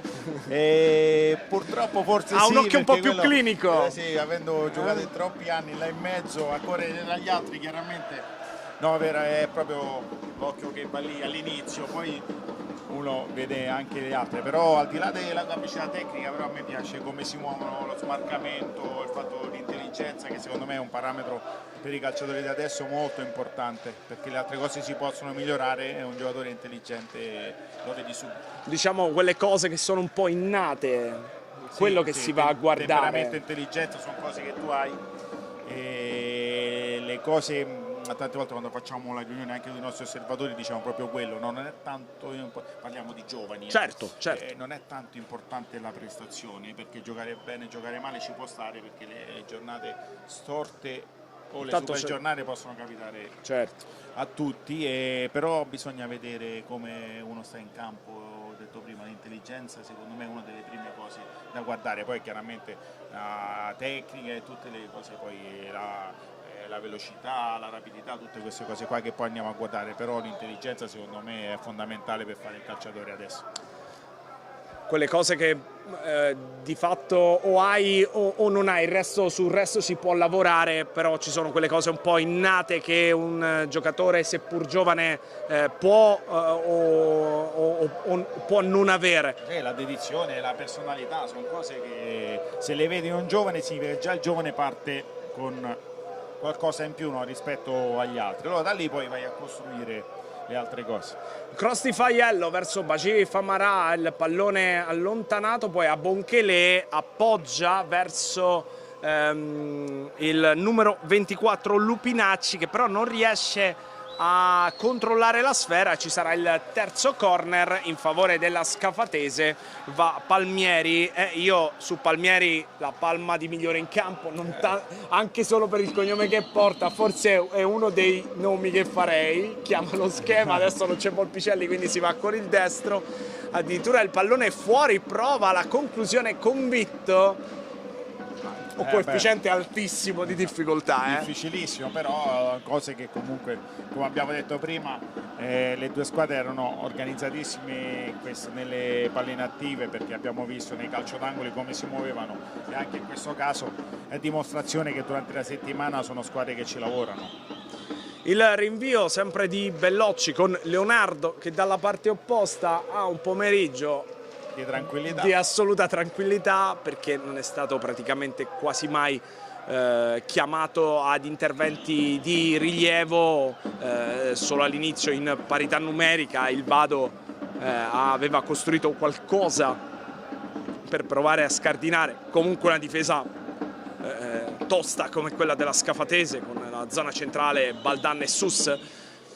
Poi però dal gol del vantaggio in poi, dalla prima inferiorità numerica in poi, Leonardo ha passato un pomeriggio assolutamente tranquillo. La cosa che mi è piaciuta della Scafatese, al di là poi del risultato degli uomini, certo, più quello, però anche all'inizio, quando c'era parità numerica, la Scafatese è stata brava, perché alternava da un possesso palla e da una gestione della palla così a lanci invece dietro la linea dei difensori in verticale, e quello è chiaro che ti può creare problemi, no? Perché tu capisci come devi stare in campo, perché hanno questo possesso palla prolungato, invece ogni tanto c'è questa palla dietro le spalle che ti può creare problemi, no? Sono giocatori che comunque, come abbiamo detto prima, sanno far tutto, sia tenere la palla, sia smarcarsi in zone pericolose del campo, ma anche andare in profondità, e questo può creare problemi alle difese avversarie. Secondo me la Scafatese oggi l'ha fatto bene, poi è chiaro che è successo, come abbiamo detto, tutto quello che è successo,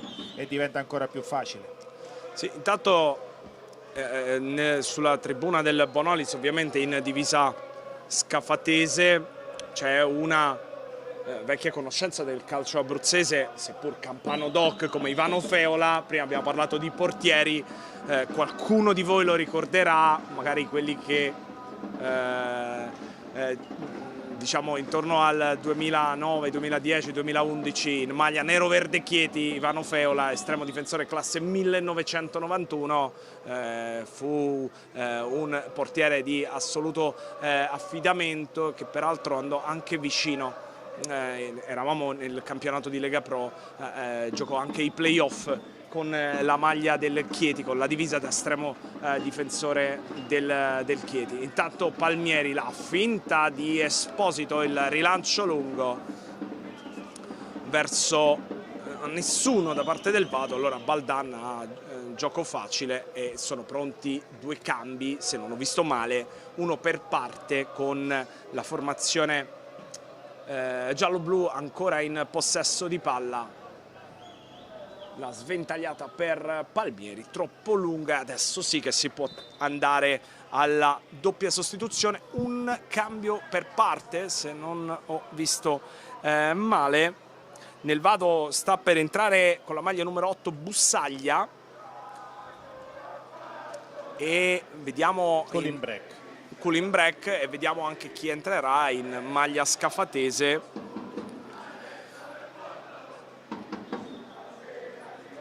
Continua gli esercizi di riscaldamento, il giocatore in divisa giallo-blu deve ancora togliere la pettorina, ma è anche il momento in cui bisogna fermarsi a prendere un bicchiere d'acqua. Oggi giornata calda, non caldissima, ma comunque splende un bel sole sullo stadio Gaetano Bonolis di Teramo, sull'intero Abruzzo, per questa partita conclusiva. Impianto questo nel quartiere di Piano d'Accio a Teramo, che anche l'anno scorso ha ospitato la finale della Pool Scudetto tra Livorno e Siracusa, con il Livorno vittorioso, e che poi quest'anno Livorno che è stato inserito nel girone B, che ha avuto qualche difficoltà all'inizio, soprattutto con Alessandro Formisano poi sostituito, e poi però la formazione labronica è riuscita poi a rimettersi in carreggiata, a trovare ovviamente la salvezza e ad assicurarsi un altro campionato di Serie C. Intanto adesso probabilmente ci siamo con il momento dei cambi. Come detto, sta per entrare Bussaglia nel vado.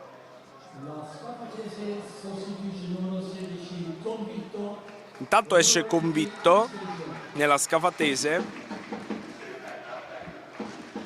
ed entra con il numero 20 Istrice.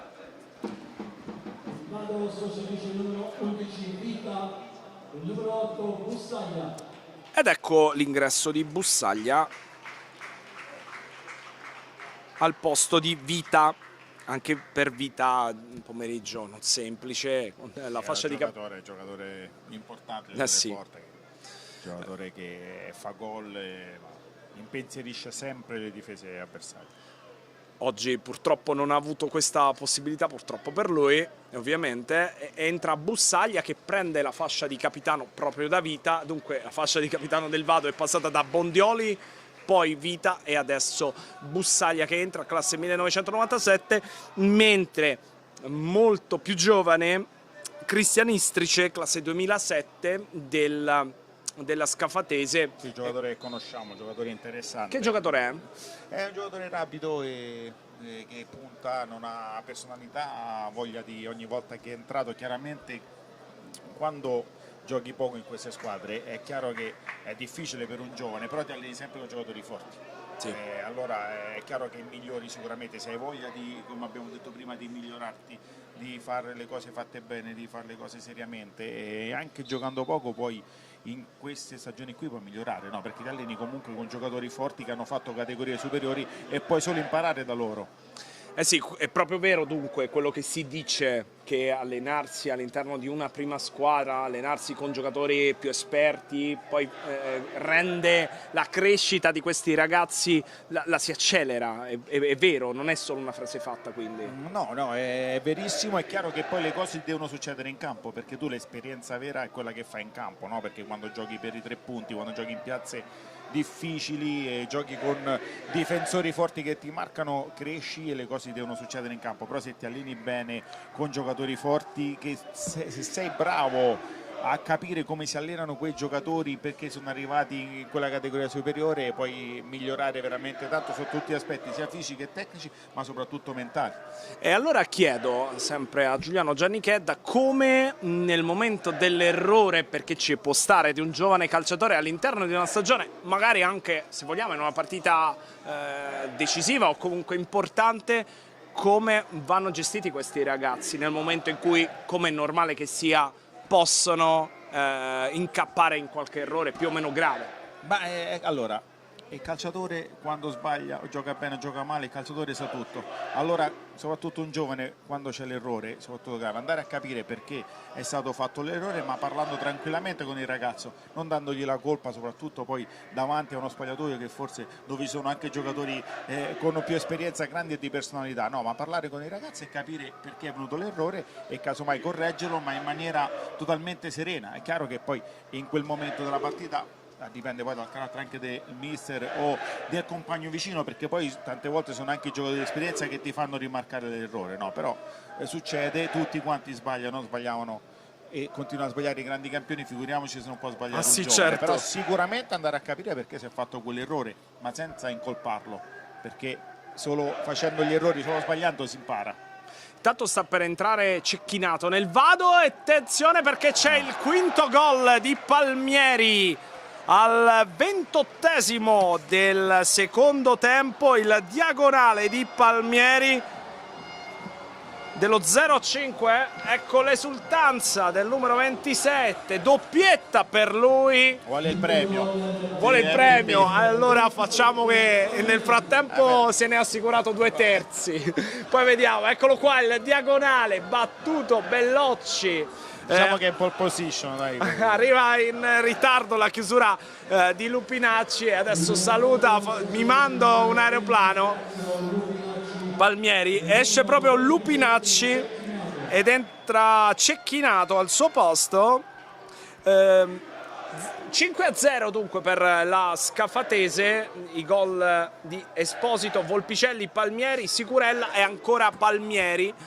Questo è il quarto cambio nel vado, entra Cecchinato con la maglia numero 27, lo vedete inquadrato. E allora facciamo, visto che la partita ha, diciamo dal punto di vista del punteggio, veramente poco altro ancora da dire, parliamo un po' dell'attività della rappresentativa di Serie D.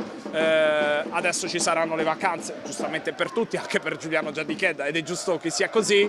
E poi 2026-2027, vogliamo spiegare a chi ci ascolta, lo ricordiamo, in diretta sul canale YouTube della Lega Nazionale Dilettanti e su Vivo Azzurro TV, qual è l'attività che poi c'è dietro la rappresentativa Under 18 di Serie D? Allora, la nostra attività importante è quella dello scouting. Noi dalla prima partita di campionato andiamo, io e il mio staff chiaramente, e con gli osservatori andiamo in giro tutti i sabati, domeniche, se si gioca di mercoledì, ogni partita ci siamo, chiaramente a seconda di quello dei giovani interessanti che abbiamo, e poi cominciamo a fare dei raduni, di solito facciamo un centro sud e un centro nord dove cerchiamo di guardare tutti i giocatori interessanti che ci sono in Serie D, perché più ampliamo la base chiaramente più riusciamo a tirare fuori giocatori interessanti, e ripeto ce ne sono tantissimi, e poi facciamo questi test match. La cosa che mi preme dire è che negli anni abbiamo sempre migliorato sia a livello di scouting ma a livello di test match. Adesso andiamo a giocare, noi abbiamo giocato con Inter, Atalanta, Sassuolo, Roma, Lazio, tutte le squadre più forti, Under 18 Primavera, Como, devo dire la cosa che mi appassiona tanto è che adesso sono proprio gli addetti ai lavori delle squadre professionistiche che ci chiamano per fare questi test match, perché capiscono che ci può essere quel giocatore interessante nella selezione. Allora facendo questi test match chiaramente loro da vicino guardano i giocatori interessanti e noi cerchiamo di far vedere loro i giocatori migliori i nostri prodotti migliori della Lega Nazionale Dilettanti, per cui è motivo di orgoglio poi vedere che più del 30% dei nostri ragazzi da dilettantismo vanno nei professionisti, che è quello poi la nostra mission, no? Tutti gli anni, e l'anno scorso, quest'anno abbiamo avuto giocatori che esordito in Serie A, e quest'anno a gennaio addirittura come Serie D abbiamo perso tra virgolette 10 giocatori sono andati nei professionisti che sono passati di tra noi. È chiaro che il merito è sempre delle società di appartenenza, dei mister che li allenano, perché chiaramente nei presidenti che investono in questi ragazzi, no, noi cerchiamo solo di evidenziarli perché sono dei giocatori interessanti che tra l'altro a volte giocano anche di meno, però giochi di meno perché avanti hai i giocatori forti, allora li andiamo a estrapolare da quel contesto, li mettiamo nel contesto di calciatori interessanti come loro e poi riescono a farsi vedere. Intanto il Vado si è assicurato un calcio di punizione interessante, esce al 32esimo della ripresa De Rinaldis ed entra Patrick Lazzarini, dunque il secondo Lazzarini in campo, oltre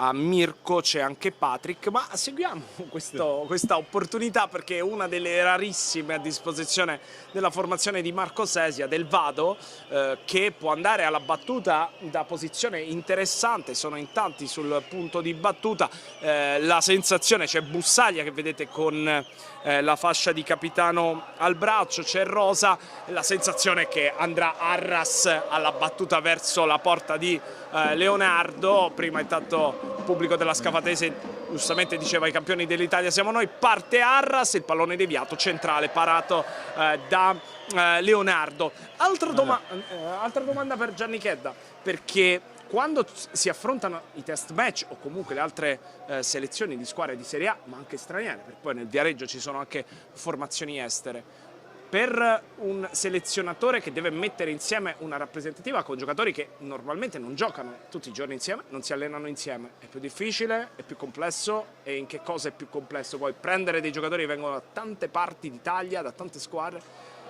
intanto conclusione dalla distanza, parata da Bellocci. Le difficoltà nel amalgamare dei gruppi che poi sono fatti da giocatori che vengono da posti molto diversi.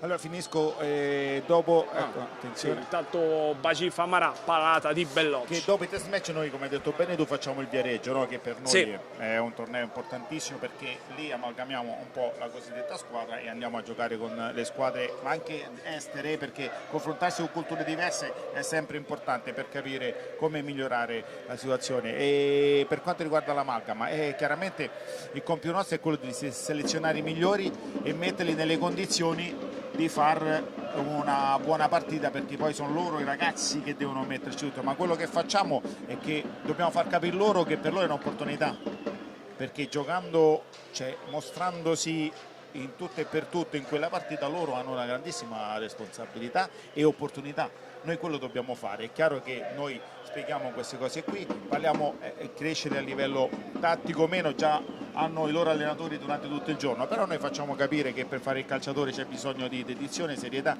impegno, che il prodotto finito, cioè il giocatore che arriva in Serie A, si ottiene solo con i sacrifici giornalieri, sempre tra virgolette, perché giocare a calcio non è un sacrificio, è una grande passione e che può diventare un lavoro importante, per cui sono giovani, loro devono giocare, ma dietro poi la costruzione di un giocatore di Serie A, un giocatore professionista, c'è tanto altro che parte dall'impegno e dalla serietà. A noi queste sono, andiamo a trovare quei lavori, quei calciatori, come ho detto prima, sia intelligenti però che hanno dei valori, perché solo con dei valori seri si può arrivare a certi livelli. Partendo, scusami, da giocatori chiaramente che hanno delle doti tecniche buone, perché giochi a calcio devi essere più bravo degli altri se vuoi ottenere risultati migliori. Sta per entrare Enrico Altobello, ultimo cambio nella Scafatese. Altra considerazione, il rapporto di un selezionatore con gli allenatori dei giocatori che vengono chiamati in rappresentativa com'è? Ma c'è un diciamo confronto? Che dopo, se c'è bisogno sì. Chiaramente se c'è bisogno di sapere qualche caratteristica del calciatore oppure perché gioca in quel modo, se ha caratteristiche diverse, sì, però noi convochiamo i giocatori che grazie ai allenatori, perché ho visto tantissima cultura del lavoro da parte dei calciatori giovani che vengono, significa che nelle proprie squadre lavorano, che mister bravi ci sono, lavorano molto bene con questi ragazzi, questo mi preme dirlo. Io anzi gli ringrazio i mister, perché ogni volta che mandano i calciatori vengono con grandissima voglia, chiaramente perché è un'opportunità importante, però i mister li mandano volentieri perché vengono con una cultura del lavoro importante, significa che durante la settimana lavorano bene. E intanto siamo entrati negli ultimi 10 minuti della partita, come detto sta per entrare Altobello, esce Palmieri e probabilmente possiamo tranquillamente dargli la palma di migliore in campo, ed entra Enrico Altobello. Gli applausi del settore dei tifosi della Scafatese a Palmieri, autore di una doppietta, autore di una partita incredibile, ed ecco la fascia di capitano che passa proprio sul braccio sinistro di Enrico Altobello da quello di Esposito. E come vi avevo detto in apertura di match, Enrico Altobello conosce molto bene questo stadio perché ha giocato nel Teramo una stagione, la 2015-2016, non fu una stagione semplice per quella formazione allenata all'epoca da Vincenzo Vivarini, che era reduce dalla revoca del campionato di Serie B, dunque Teramo che rimaneva ancora in Serie C, e Altobello fu una delle acquisizioni nel mercato estivo da parte dell'allora presidente Luciano Campitelli, una stagione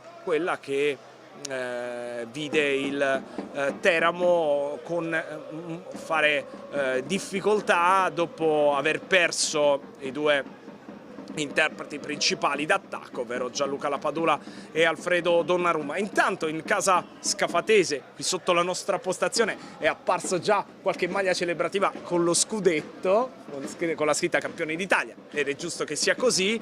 Ci si prepara alla festa, tra poco sarà montato anche il palco al centro dello stadio Gaetano Bonolis per la premiazione della squadra di Giovanni Ferraro, che poi ascolteremo, così come ascolteremo anche Marco Sesia in casa in casa Vado, certamente non sarà felicissimo, ma io credo che la soddisfazione più grande sia quella. E tanto attenzione, grandissimo gol di Acquadro, 6-0, un gol meraviglioso di Alberto Acquadro.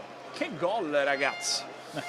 Vabbè, io Gol stupendo, ho tessuto le lodi prima perché è un giocatore veramente forte, poi grandissimo gol, ha nelle sue corde questi gol, giocatore veramente veramente forte che fa girare tutta la squadra intorno a sé. Poteva fare qualcosina in più Bellocci, anche se oggi lavoro extra, adesso se l'è un po' presa con se stesso probabilmente. Forse voleva, perché ci è arrivato, no? Mi sembra che sì, l'ha toccata, però il tiro era diretto sotto l'incrocio, per cui difficile, che è una giornata per lui purtroppo non positiva, ma non per quanto riguarda la questione tecnica, perché sì. 11 contro 9 diventa difficile per tutti. Ha dovuto rimediare un po' alle tantissime opportunità costruite dalla Scafatese e non ha potuto nulla sui gol che diventano a questo punto 6. Facciamo il riepilogo perché ci abbiamo alla fine. Io credo che l'arbitro Costa di Bustasizio sarà parco nella scelta dei minuti di recupero, ammesso che ci siano, ma io credo che al netto delle sostituzioni che sicuramente ci sono state, però insomma 6-0 e 9 contro 11 si possono fare delle scelte anche di buonsenso più che da regolamento in punta di penna. Sì, assolutamente sì, tra l'altro direttore di gara che secondo me ha diretto la gara fino a quando c'è stata gara, diciamo così, in maniera giusta, corretta. Allora facciamo il riepilogo, visto che ci avviciniamo agli ultimi 5 minuti e poi ci sarà lo spazio per la premiazione, per la festa, che ovviamente continueremo a raccontarvi in diretta sul canale YouTube della Lega Nazionale Dilettanti. Grazie ai tanti che ci stanno seguendo anche su Vivo Azzurro TV, davvero un ringraziamento particolare alla Lega Nazionale Dilettanti, insomma ha permesso questa diretta aperta a tutti la possibilità di vedere, di gustare, di vivere l'ultimo atto della stagione 25-26 che tra 4 minuti, poco meno, andrà definitivamente in archivio. In questo momento lo vedete in grafica il punteggio: Vado 0, Scafatese 6, i gol al 14° di Esposito, al 38° di Volpicelli, al 42° di Palmieri, al 6° della ripresa di Sicurella, al 28° del secondo tempo ancora di Palmieri, autore di una doppietta, al 39° poco fa, l'avete visto, gol bellissimo dalle fattezze straordinarie di Alberto Acquadro per lo 0-6. Per onor di cronaca dobbiamo dire che dopo l'1-0 c'è stato il doppio rosso, prima per Bondioli e poi per Gulinelli, che di fatto ha messo in discesa la partita per la Scafatese, i cui sostenitori adesso si tendono le sciarpe giallo-blu. Ovviamente oltre alla vittoria del campionato arriva anche il titolo di campione d'Italia per quanto concerne la Lega Nazionale Dilettanti. Adesso è solo passerella con la Scafatese che di fatto non affonda più, non che prima lo stesse facendo tantissimo, però diciamo che il gol di Acquadro è stato il suggello dal punto di vista balistico. Però la Scafatese ha giocato, però non ha affondato, non ha voluto infierire più di tanto, anche se poi i gol sono 6. Sì, no, ma chiaramente ha gestito la situazione, no? Anche perché andare a creare dei problemi o degli infortuni, tra virgolette, no? Quando la partita ormai è su un binario giusto, è chiaro che fai solo passerella, come hai detto bene tu, perché questa è la ciliegina però di una torta bella grande che già si erano conquistati durante tutto il campionato.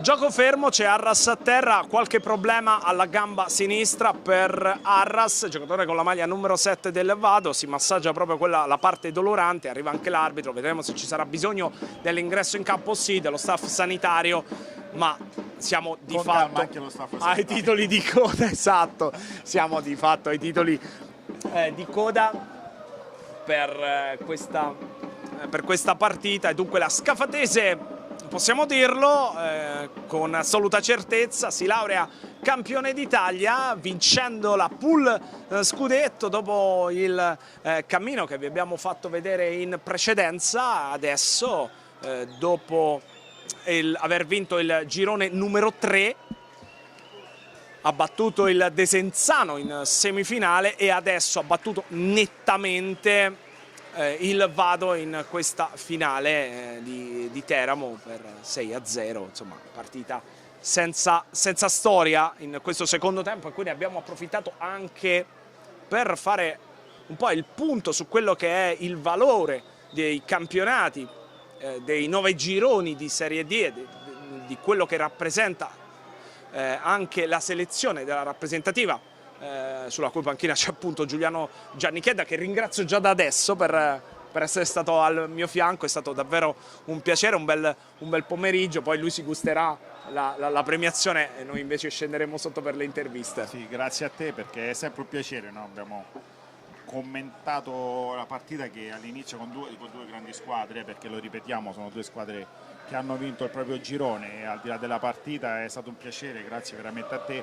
E tra l'altro poi parlare sempre di giovani è piacere per noi, far conoscere tutto quello che facciamo è motivo di orgoglio, perché veramente ogni anno vediamo tantissimi giovani e cerchiamo di metterli in evidenza, perché il progetto giovane, al di là delle nazionali dilettanti, nasce con la 15, la 16, la 17, poi abbiamo la 18-19 sperimentale che fa parte dei comitati con promozione eccellenza, per cui facciamo tantissime cose. E poi però la nazionale Serie D, la rappresentazione nazionale Serie D, con tutti questi ragazzi che mettiamo in nostra, per noi è, ripeto, è motivo di grandissimo orgoglio. Non ci sarà recupero, la panchina della Scafatese è già in vena di festa, foto celebrativa prima del triplice fischio di Costa, di Busto Arsizio. Mancano veramente pochi secondi, ecco, avete visto inquadrato, arriva il fischio finale. La Scafatese è campione d'Italia, vincendo 6-0 nei confronti del Vado. Ripeto ancora, sequenza delle reti: gol al 14esimo di Esposito, raddoppio di Volpicelli al 38esimo, Palmieri al 42esimo, al sesto della ripresa Sicurella per il 4-0, 5-0 di Palmieri al 28esimo del secondo tempo. Al 39esimo il gol che suggella la partita, siglato da Alberto Acquadro. Risultato finale: Scafatese 6, Vado 0. Io ringrazio davvero tanto Giuliano Giannichedda. Grazie a te, ciao. E buon lavoro, in bocca al lupo per il suo lavoro con la rappresentativa Under 18 della Lega Nazionale Dilettanti. Noi ci fermiamo per un attimo, tra poco saremo di nuovo in campo per ascoltare le voci dei tecnici e non solo. A tra poco.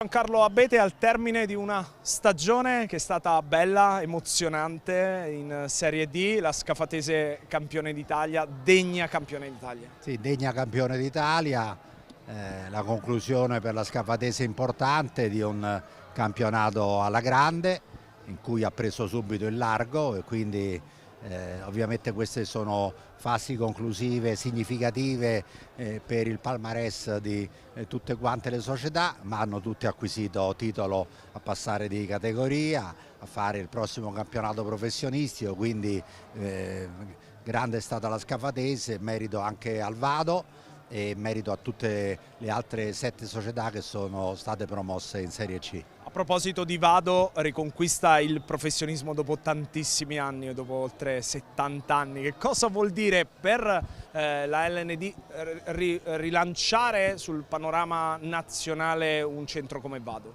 Ma è un centro importante che ha ottenuto grandi risultati tanti anni fa, ha una dirigenza importante, significativa sul versante anche della struttura imprenditoriale. È un piccolo comune, non è un grande comune, ma la ricchezza della D è di avere insieme grandi comuni e piccoli comuni, capoluoghi di provincia e cittadine che ovviamente hanno una struttura diversa.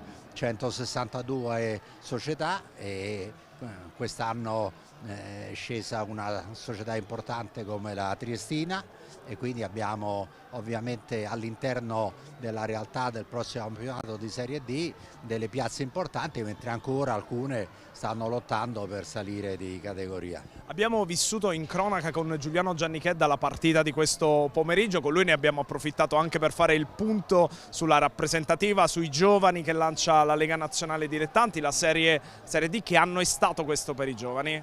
È stato un anno significativo, le rappresentative lavorano molto bene, Massimo Piscedda, Giannichedda, tutti i tecnici delle rappresentative, le 2 rappresentative under 15, poi però lavorano anche bene i nostri giovani. Domani c'è la finale dell'Under 17, il campionato europeo Italia-Belgio, quindi c'è una realtà importante, però poi bisogna farli giocare nelle categorie superiori, poi ci si ferma e poi come rappresenta anche il Presidente Gravina nel suo documento di fine mandato, siamo il 49esimo paese su 50 come utilizzo di giovani under 19 in Serie A. Presidente, alle nostre spalle c'è la festa dei tifosi della Scafatese, ci sono tante piazze in Serie D, il mondo dei dilettanti, visto che ci avviciniamo alle elezioni federali, mancano 16 giorni e lei è uno dei competitor, il mondo dei dilettanti all'interno delle elezioni federali che cosa vuole e può dire? Rappresenta la base del movimento, è una dimensione che ha assunto sempre più significato perché naturalmente come in tutti i grandi paesi europei le squadre professionistiche diminuiscono in termini di numero. La Germania ne ha 56, la Francia ne ha 36, la Spagna 42, l'Inghilterra 92, noi ne abbiamo 97, considerando che sono 100 squadre e 97 società perché abbiamo 3 seconde squadre in Serie C.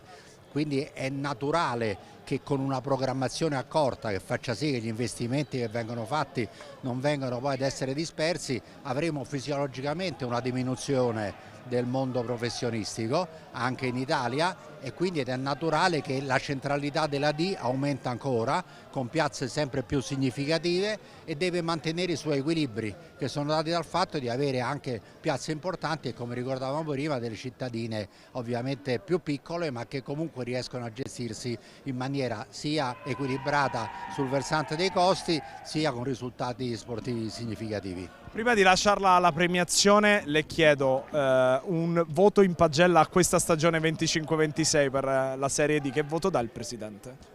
Io do un ottimo voto, chiaramente un 8? È un 8, avrei detto 8 nel senso che ritorniamo ai voti della scuola, 8 era un bel voto, poi nel tempo si cambia, non si danno più i voti, si danno i giudizi. Perché? Perché abbiamo completato a pieno organico i campionati, il che non è facile, perché abbiamo visto che ci sono state difficoltà nei campionati professionistici e quindi abbiamo retto l'urto, perché quando si hanno 162 società in nastri di partenza qualche incidente di percorso può capitare, e poi perché c'è stata competitività fino all'ultimo. Stiamo lavorando per migliorare il sistema dei controlli a livello di liberatorie, e quindi piano piano ovviamente questa dimensione dei contratti di lavoro diventa una dimensione significativa, nel senso che abbiamo più di 3.000 contratti di lavoro autonomo all'interno dell'azienda, abbiamo 39.000 in tutto il mondo dilettantistico. Buon lavoro, grazie Presidente, la lasciamo alla premiazione. Avremo Marco Sesia al nostro microfono. Mister, noi le facciamo comunque i complimenti, perché questa è stata un'annata molto bella per il Vado, che ha ritrovato il mondo dei professionisti, ha trovato una finale oggi, probabilmente un pomeriggio da dimenticare, però insomma va bene così. Ma ti ringrazio per il probabilmente, senza il probabilmente. Oggi è stata veramente una partita strana, è la prima volta in carriera, in 21 anni di carriera, che vengo a tra virgolette stare in 9 giocatori contro 11 al 30° del primo tempo, e quindi una partita nata così e finita così. Complimenti alla Scafatese, che credo che sia forse la squadra in assoluto più forte di questa categoria, ed è giusto che vinca lo scudetto. I miei giocatori secondo me hanno fatto anche in questa pool scudetto qualcosa di grande, perché siamo riusciti a battere formazioni, mi riferisco al Barletta, forse addirittura più forti della nostra, e quindi a loro non devo dire niente, li devo solo ringraziare per quello che hanno fatto. Di sicuro oggi è una partita che non inficia il percorso che hanno fatto questi giocatori e questa società. Mister, lei è arrivato in corso d'opera a Vado, le chiedo però qual è stato l'ingrediente che ha portato questa squadra poi a vincere il duello con il Ligorna, a vincere il girone A? Ma probabilmente ha vinto la squadra più forte, io sono subentrato, quindi evidentemente qualche problemino c'era, però siamo riusciti a risolverlo, a aumentare e a migliorare i numeri, e quindi siamo contenti di tutto ciò. Grazie a Marco Sesia, e ovviamente in bocca al lupo per il futuro. Adesso Giovanni Ferraro, mister campione d'Italia, come ci si sente? Sì, è una grande emozione arrivare fin qui dopo che è finito il campionato, e arrivare a questa finale davvero emozionante per il pubblico di Scafati, per la città, per il presidente e per tutto questo gruppo straordinario di ragazzi, perché è davvero un'emozione unica, e arrivare con queste motivazioni mi inorgoglisce di allenare questo gruppo di ragazzi. Oggi partita, se vogliamo, con poca storia, soprattutto dopo il doppio rosso. C'era stato il vantaggio di Esposito, nel momento in cui il Vado è rimasto in 9 di fatto la strada è stata in discesa, anche perché poi è arrivato subito il 2-0. Sì, sicuramente, però siamo partiti davvero forte, perché anche quando siamo in parità numerica abbiamo creato 3-4 palle gol, eravamo in palla, al di là dell'espulsione che hanno un po' tolto entusiasmo alla squadra, però penso che oggi la Scafatese bisogna fare i complimenti, bisogna fare al pubblico, al presidente, al direttore e a questo gruppo straordinario di ragazzi, perché arrivare a questo punto del campionato e arrivare alla finale playoff in tutta Italia penso è una grossa emozione, e soprattutto diventiamo campioni d'Italia. E soprattutto il pubblico che oggi abbiamo visto, che è qui alle nostre spalle, che attende la vostra premiazione, che insomma è riuscito ad affollare anche un impianto come il Bonolis, distante parecchi chilometri da Scafati. Sì, sicuramente bisogna fare i complimenti, oggi è sabato, un giorno lavorativo, arrivare a questo punto con tanti tifosi, ci sia il sindaco, il presidente. Scafati è una città importante, il presidente è un presidente importante che vuole arrivare a grossi obiettivi, l'ha dimostrato da quando è messo piede a Scafati, le sue idee è di portare la Scafatesi il più alto possibile. Ecco, è stato un campionato che è stata una cavalcata, di fatto Giovanni Ferraro ha mai avuto dubbi di poterlo perdere questo campionato? Penso mai, è stata davvero la concorrenza è stata disintegrata. Sì, diciamo che è stato un campionato che non abbiamo vinto con tante giornate di anticipo, 6 giornate di anticipo, 27 punti sopra la seconda, ma più che il demerito degli altri è il merito della Scafatese, perché poi fare così tante vittorie, abbiamo fatto 13-14 vittorie nel giro di ritorno, bisogna far capire, è vero che c'è stato qualche demerito, ma il merito soprattutto della squadra, della rosa, della settimana di lavoro che facevamo e soprattutto di tanti giocatori che anche non sono stati poco utilizzati, in settimana spingevano, hanno portato un ritmo della Scafatese sempre al massimo. Giovanni Ferraro è abituato alle vittorie, però alle vittorie non ci si abitua mai. No, diciamo che più che la vittoria è importante che uno sceglie la squadra giusta al momento giusto e dove si possono esprimere i propri pensieri e soprattutto con una società importante come Scafati, perché il presidente è davvero una persona straordinaria, col direttore e tutti i ragazzi. Noi siamo dei collaboratori, degli allenatori che bisogna aiutare i giocatori di rendere al meglio e vivere con queste emozioni. Grazie, la lasciamo, complimenti, la lasciamo alla premiazione. Alberto Acquadro. Con la maglia campioni d'Italia ci giriamo, magari la facciamo, la inquadriamo anche, il sesto gol, quello a suggello di un pomeriggio perfetto, Alberto. Sì, sicuramente siamo partiti forte, poi ovviamente la partita con le espulsioni si è messa a nostro favore, però penso che il risultato sia più che chiaro, vittoria meritata, anche i primi minuti in parità numerica stavamo dominando, eravamo tutti nella loro metà campo, abbiamo già avuto 4-5 palle gol, poi la partita si è sbloccata e abbiamo concluso nel migliore dei modi. Cavalcata questo pomeriggio un po' come è stato in campionato. Sì, no, sicuramente il campionato è stato diverso perché sembra facile quello che abbiamo fatto, ma in realtà è stata molto dura perché sì, 27 punti di vantaggio, ma il campionato è stato veramente duro, il Trastevere ci ha messo in difficoltà tutto l'anno, però poi con questa società, questa squadra abbiamo fatto veramente un campionato fantastico. Grazie, grazie ad Alberto Acquadro, complimenti, e adesso andiamo in campo perché c'è la premiazione del Vado che si è classificato dunque al secondo posto, la finalista che riceve la medaglia d'argento. Ovviamente per la premiazione, oltre al presidente della Lega Nazionale Dilettanti Giancarlo Abete, c'è il coordinatore del Dipartimento Interregionale della NND Luigi Barbiero, che abbiamo ascoltato durante l'intervallo, il vicepresidente della FIGC Daniele Ortolano, il vicepresidente della LND e presidente del comitato regionale Liguria Giulio Ivaldi, il designatore della CAN di Serie D Stefano Braschi. Prima è stata premiata la quaterna arbitrale, che oggi si è ben comportata, ha dovuto prendere delle decisioni non facili, il doppio cartellino rosso per 2 giocatori del Vado, il componente della CAN DD Alessandro Stagnoli, i consiglieri del Dipartimento Interregionale della LND Sergio Gardellini, Massimo Caldaroni, Giuseppe Dello Iacono e Pietro Bertapelle. E dunque questa è la formazione del Vado, è proprio, vedete,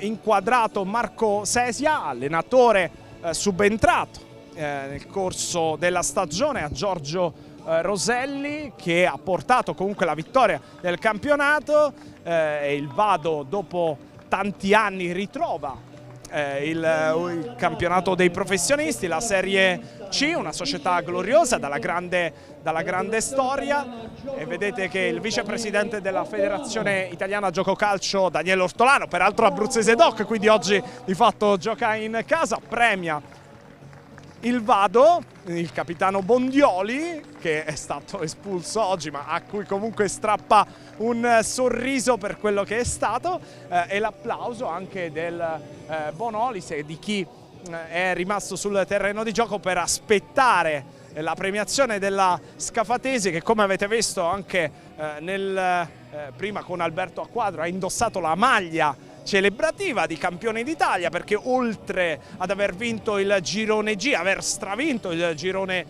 G di Serie D, così come il Vado ha vinto il girone A, oggi la Scafatese vince anche il titolo di campione d'Italia, e adesso c'è il pasillo d'onore da parte del Vado proprio per la società vincitrice, la Scafatese. Dunque Scafatese campione d'Italia 2025-2026.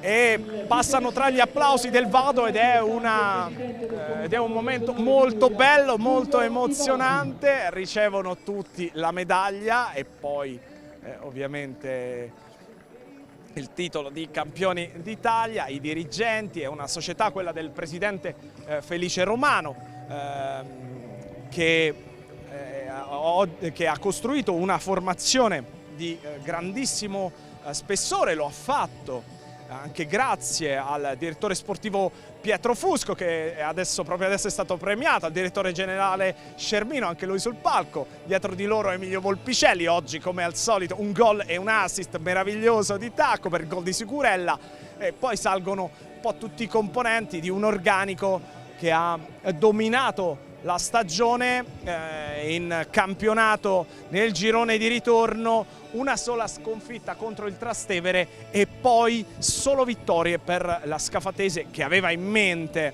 di ritrovare a distanza di 16 anni i professionisti. La Serie C ce l'ha fatta, lo ricordiamo, nel 2010 la mancata iscrizione al campionato di Serie C, che di fatto ha costretto i gialloblu di Scafati a ripartire dal punto più basso, dalla terza categoria, e poi fare mano a mano tutti i gradini che servono per arrivare qui questo pomeriggio allo stadio Gaetano Bonolis di Teramo a poter fregiarsi del titolo di campioni d'Italia. Arrivano un po' tutti. Dunque il double per la Scafatese, campionato e tricolore, come giustamente sottolinea lo speaker dello stadio Gaetano Bonolis, e dunque si chiude questa stagione di Serie D con le celebrazioni della squadra campana che sarà premiata. C'è qualcuno che già si fa il selfie con il trofeo dove c'è scritto campioni d'Italia di Serie D. Arrivano un po' tutti, tutto lo staff oltre all'organico, e tra poco partiranno i festeggiamenti alle spalle della Scafatese. Dietro la scritta LND c'è il pubblico. Intanto vedete inquadrato, esatto, il trofeo che tra poco alzerà al cielo la Scafatese, seguita da tanti tifosi. Ci sarà l'ultimo atto, ovviamente si avvicina il presidente della Lega Nazionale Dilettanti Giancarlo Abete, che consegnerà il titolo, il trofeo di campione d'Italia alla Scafatese. C'è anche il coordinatore Luigi Barbiero, e Enrico Altobello viene premiato da Giancarlo Abete. Scafatese dunque campione d'Italia stagione 2025-26. Si conclude qui dunque con la festa meritata della Scafatese, questo pomeriggio molto intenso, con la gioia del pubblico e dei giocatori e dell'intero staff della Scafatese. Un'annata davvero da incorniciare, che la società del presidente Romano sicuramente annovererà per molto tempo nella bacheca. Il presidente Romano adesso prende il trofeo e giustamente va a festeggiare sotto il settore dei sostenitori giallo-blu. Siamo in conclusione di questo lungo pomeriggio che abbiamo vissuto insieme, grazie a chi ha avuto la bontà di seguirci in diretta sui canali YouTube della Lega Nazionale Dilettanti, su Vivo Azzurro TV, sui canali social della Lega Nazionale Dilettanti, che ringraziamo ovviamente, mentre partono le note di We Are the Champions dei Queen con la Scafatese campione d'Italia 2025-2026. Il ringraziamento da parte mia, Jacopo Forcella, a tutti quelli che ci hanno seguito questo pomeriggio. L'appuntamento è per la stagione prossima. Nel frattempo l'augurio di una buona estate.